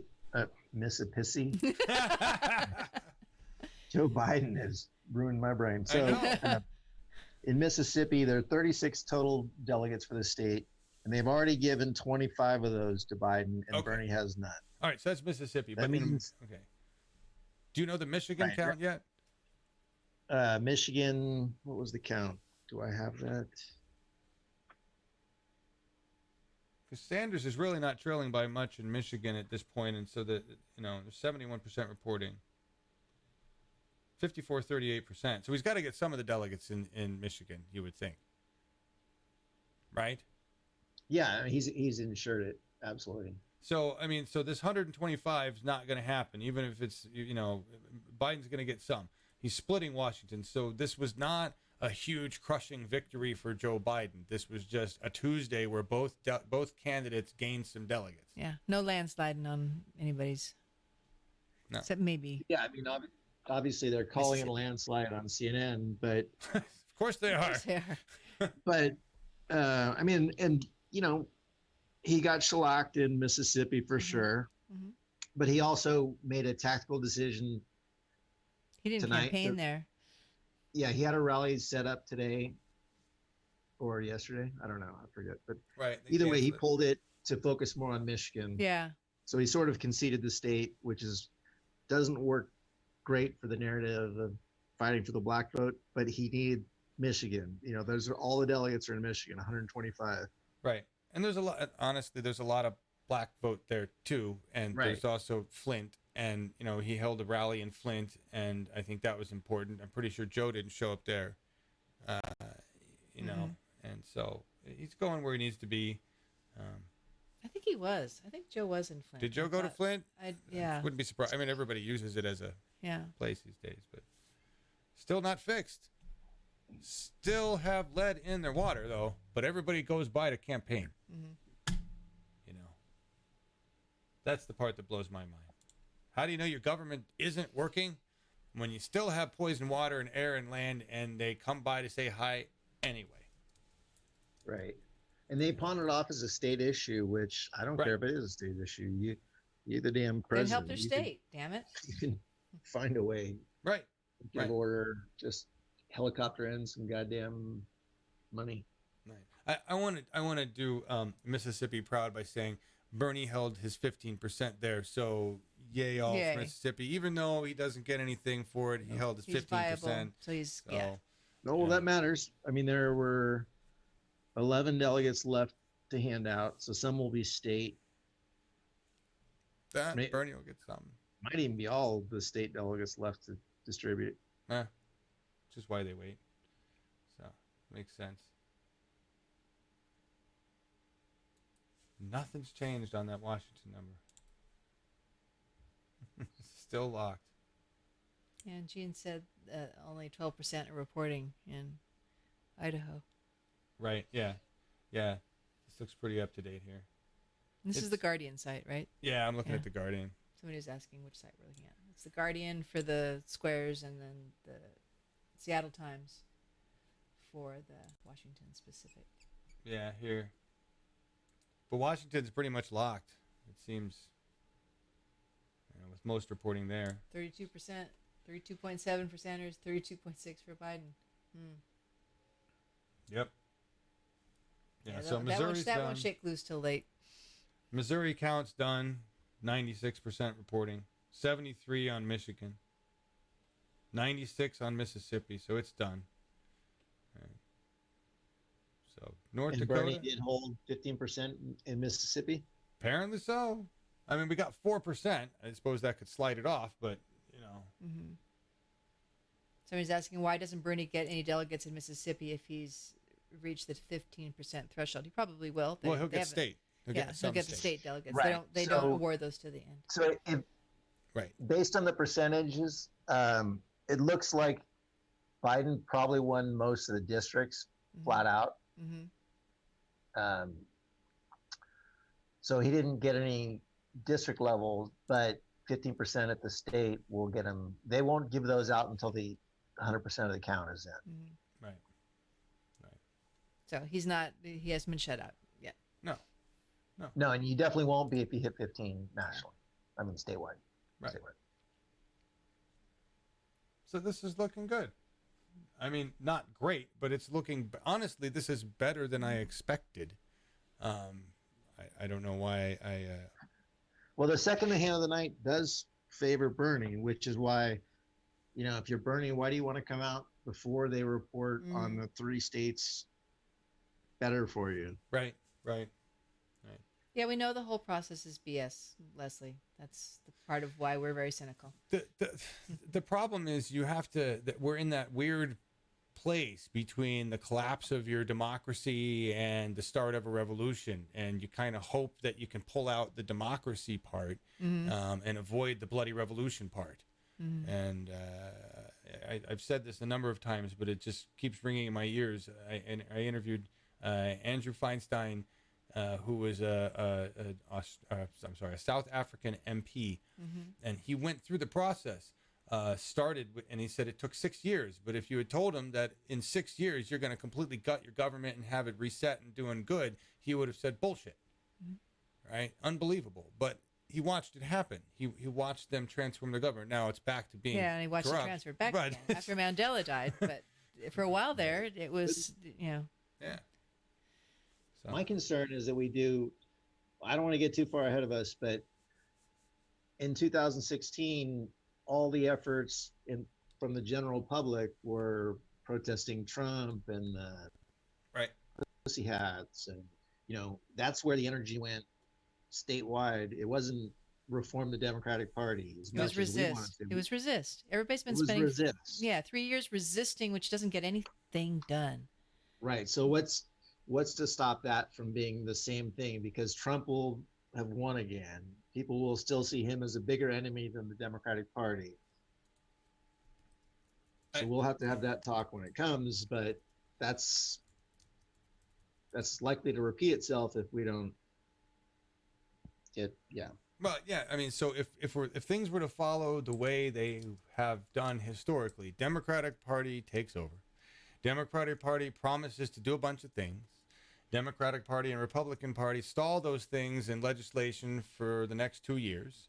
At the midterms, Democratic Party loses even more control of the Senate, and then they sit gridlocked for the next 2 years, and the situation repeats. So, I mean, at some point, the American people, whether they vote Democrat or Republican or nothing at all, are going to have to get upset about the lack of services this country offers compared to others. And that's really what it fucking comes down to. If you want to live in a country where everything goes to your military, and if you're not rich, you're fucked, come to America. But I think one thing we have going for us is that the loyalty for Joe Biden and the enthusiasm for Joe Biden is not really there, and you can't make it an issue about misogyny. You can't, the Democratic Party really has to be, they don't have anything to shield them from their, doing a real postmortem on why they lost. They can't put it on the things they did in 2016. No, they'll put it on the Bernie campaign and the burners. They'll They blame it will, on us. but they don't have misogyny to do it with like they did in 2016. True. It's going to have a Toxic different. supporters. Right. They'll have the Bernie bros, and oh, you just couldn't compromise. They were just too radical, and Yeah, but and that's where we have to decide losing what we're two going to elections in a row like that. Mm-hmm. I don't think it's going to work like it did in 2016 with a lot of the public. That's true. Bernie or vest. That I agree, Leslie Brooks. It's like what do you do? I mean, for me, that's the reality. I don't think we have time to wait around another 4 years. I think the climate crisis is going to come slamming down, and I've kind of been excited. It's like let's do it, guys. Let's start it. Where's the tidal wave? Where's the earthquake? Let's get it going so we can recenter everybody's focus on survival. Trump isn't the big problem. Trump's just a fucking clown in office thanks to a clown government. But climate crisis can literally wipe us off the face of the earth and do it, quickly. We just got to get Biden voters to recognize that. And to me, the bigger problem is you got somebody 80 years old. How much do they give two fucks about what happens to the next generation? So we certainly haven't instilled that in our boomers, in our elders. No. The preservation of the future generations. Otherwise, they'd be on it. They're feeling much relieved tonight, I'm sure. Oh, boy. Yeah. Our Joe is doing well. Yeah, I think that's what makes me the most sad, really, is the disconnect there. Well, they've been sold this idea about consolidating and stopping inter-party wars as soon as possible. Right. Because that is what's going to stop us from beating Trump, is that we're actually having a rigorous primary. Right. So now let's obviously, history doesn't back that up, because the douchiest primary ever was the Republican primary where Trump came out the winner. Right. Right. But I just want to bring it back around. If you were going to blame one group of people the most outside of Congress for doing what they're doing, you need to blame the media for the narrative. And I'm waiting for Democrats, progressives alike to come along, not only with the understanding that we have to fight corporate media, but we have to fund other media to fight corporate media. Getting on Twitter and telling CNN they suck doesn't do shit but help them. That's helping CNN. I'm not saying we shouldn't be on Twitter complaining about how bad it is, but they don't give two fucks about what we do on Twitter, because that's just boosting their ratings. So you want to fight corporate narrative, you want to fight corporate media, we have to build independent media, and that can't be done with a couple haphazard YouTube fucking channels. It needs some real shit. And that's why we've been desperate to try to find facilities like CCTV in Salem and buy Cork FM and work with other low-power FM stations. I mean, these stations were created for the purpose of reaching rural America. So why the fuck don't we own more of them? Religious organizations end up buying them because religious organizations get money. Lots of money. Yeah, we have to prioritize where we want our money to go. And so I know I'm ringing that bell on that, but it just pisses me off. The thing that is costing us this election is corporate media's control of the narrative, just like it did in 2016. We didn't learn the lesson, and we haven't fucking improved our independent media to combat corporate media. Waiting for y'all. Mm-hmm. Just gonna say. Sorry, for me, this is the battle that I've been fighting since I started fucking Bernie 2016 TV. And I'm not saying fund us. I'm just saying we got to get together. We got to have larger organizations like National Nurses United get together with some other organization and say, we're going to buy TV stations, folks. $2-3 million a pop in areas where it matters. And we're going to buy these stations to start pushing real fucking news. That's what we need to do. So, just going to lay it down. Buying FM stations is just a hell of a lot cheaper. But, we're in a race for time. Yes, you can boycott MSM, but that does not help get the message to the people that watch MSM. We have to put channels that compete, right? When somebody's flipping through their Comcast or their DirecTV and they say, oh, I've got NBC News, ABC News, what's this new channel XYZ? Who the fuck are these people? right? I mean, and that's how it works. We have to have money for advertising so we can advertise our news on their channels. Bernie's ad was most effective because he ran that Obama ad on Maddow. That really pissed off a lot of Maddow fans. Did he really? Yeah, he ran it on yeah. Nice. I didn't really like that Obama ad, to be honest with you. Well, I think strategically it was a bad move. Do you? But I don't want to get defeatist or, you know. I thought it was earlier. I thought, well, maybe. I just thought it was a good move to come out with it to say, hey, you know, Obama at one point sounded decent. Mm-hmm. Well, that Biden isn't the only one with Obama's regard. Right. You know. Right. And that was, how much did it do to? They allowed the Bernie campaign let the media say, "Oh, you haven't embraced him until you lost the black vote in South Carolina. So now all of a sudden you're embracing Bernie. I mean, Obama." Right, and again, this is because the Bernie Sanders, for all he can do, while he's got a media machine in independent media on the web, he does not have the money to command media, to only do ad buys, you know. So maybe for them that was like a left punch or something, and I don't know. Well, I agree with you on the tactic. Maybe it just pissed off more Biden voters instead of bringing them over. I don't know. Yeah, I mean, I think early on it might have been a decent move because, look, when we try to make the case to people that it's bad to be to have supported a lot of the Obama's positions, that's just really unpopular with people in the Democratic Party, unfortunately. Agreed. It's I don't know how you win that argument. I just don't know what you do. I don't know. I'm tired. But I'm tired. Everybody's tired. We're coming up on 9. I think we got enough data here. We're gonna get out of here tonight. Any new updates you want to push from MSM, Pat? No, I'm watching CNN and they switched to coronavirus fear 10 minutes ago. Oh, they're done. Okay, they've moved on. So here's what we've got right now. I'm sure there's a little more updated, but basically you've got Idaho with 20 delegates, and Biden's won that, but by a little, so those will get split up. You've got Michigan with 125 delegates, and Biden's won that, but again, he's at 53%. Sanders is at 38%. So there's splitting up of delegates that's mostly reported and 76% reported. The Idaho numbers, even though they're 21% reported, aren't going to change much, and it's only 20 delegates, so we don't really care much about you, Idaho.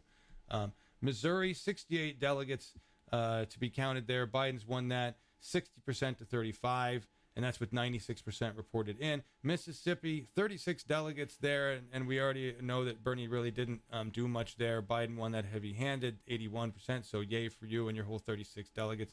Although Sanders did maintain viability, so he will get some of the state delegates in there. North Dakota, 14 delegates. Sanders currently leads with 40%. Those will get split up between Sanders and Biden. And Washington with 89 delegates, Sanders and Biden split like right down the frickin' middle, which is very amazing. 67% reporting in Washington. So there is no landslide here. There's no landslide here, and that's something that I want everybody to take away from this. Right, Go ahead, Pat.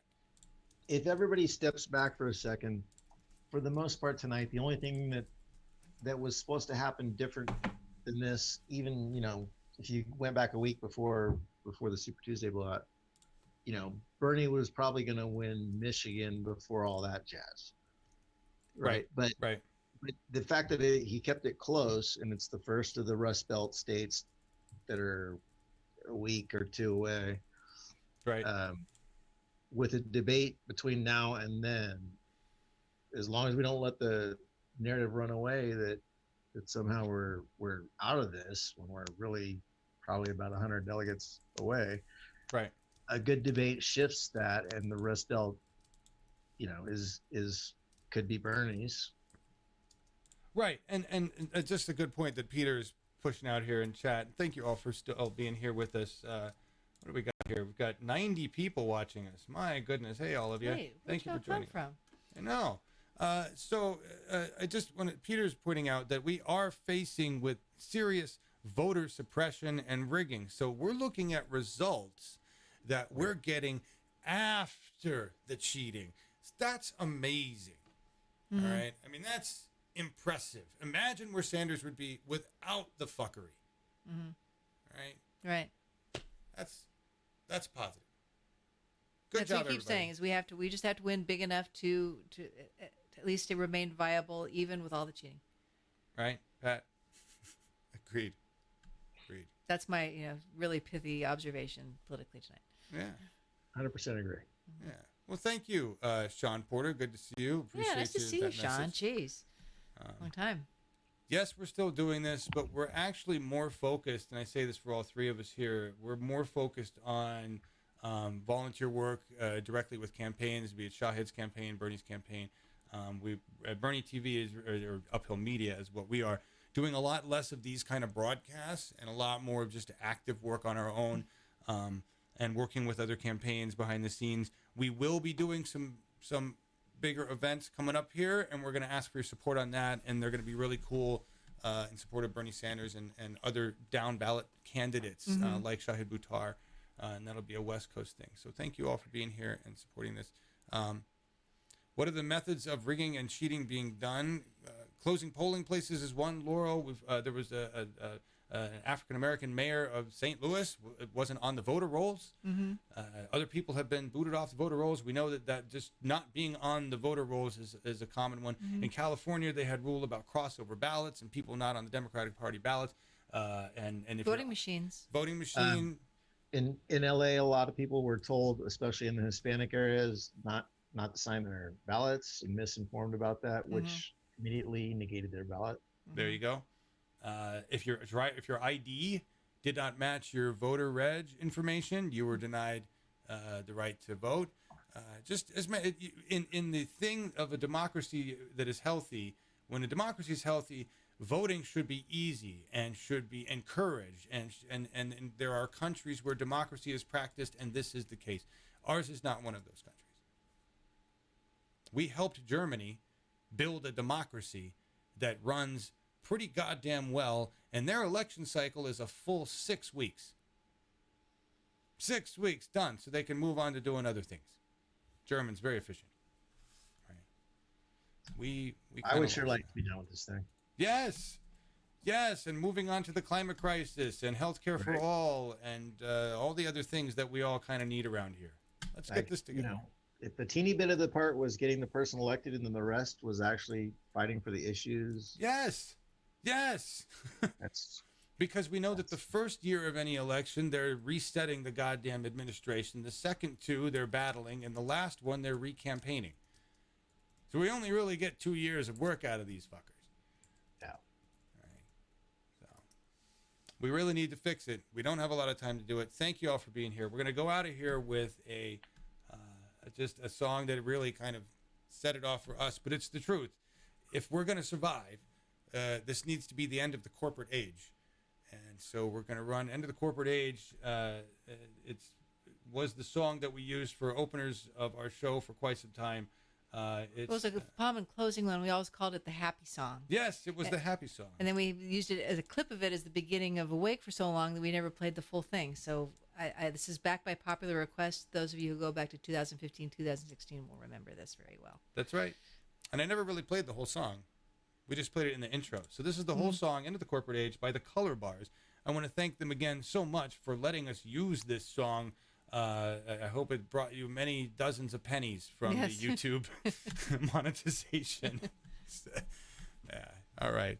Thank you all so much for seeing you. Sean, Leslie, Barbara, Lynn, Peter, Laurel. Yeah. SB222111. That's okay. And Timbuktu. Yeah, Timbuktu. Good to see you, Janine. Thank Peter, you all, everybody. Charles, miss you too. Hang in there. Thank you, Pat Cote, for taking your time this evening to join us. We really appreciate your commentary. Yes. Love you guys anytime. Okay. All right, we're out of here. End of the corporate age, everybody. Let's Bye-bye. go. Bye. Various people of this country have seen a tremendous increase in their income, while at the same time the standard of living of working people and poor people has declined. CEOs make more than 500 times of what their workers make. The middle class is shrinking. Poverty is increasing, while at the same time, the people on top are doing phenomenally well.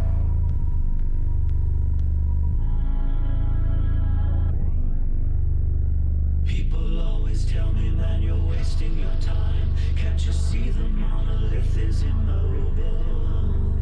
Yes, I tell them kindly, still I've made up my mind. 'Cause the sky above's as big and limitless as it ever was.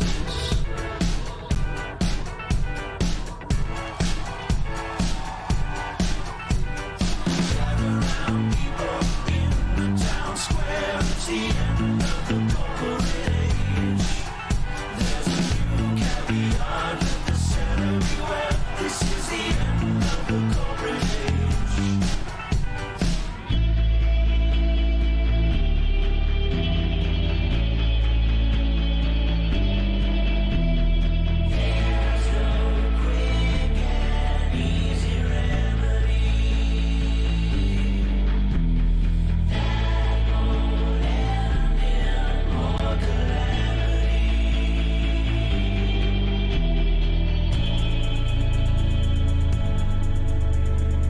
This is a fantastic time. From my standpoint, this is the best time that I've ever had. All the bloviators keep on spreading the meme that there's only so much room at the table, telling us we're lucky to be eating the scraps, but we've got all the facts and we're taking our places back. Billionaires shouldn't be allowed to hide in the shadows. Make them step out in the open where the American people can see. Gather round people in the town square. It's the end of the corporate age. There's a new caveat at the center everywhere. This is the end of the corporate age. We are well on our way to seeing our great country move toward an oligarchic form of government. There's no quick and easy remedy. That won't end in more calamity. Corporate America, Wall Street, the major campaign donors are so powerful that no president can take them on unless tens of millions of people say, guess what, Washington, you are going to start representing the needs of working families and the middle class, not just the billionaire class. We know what's going on. We are paying attention.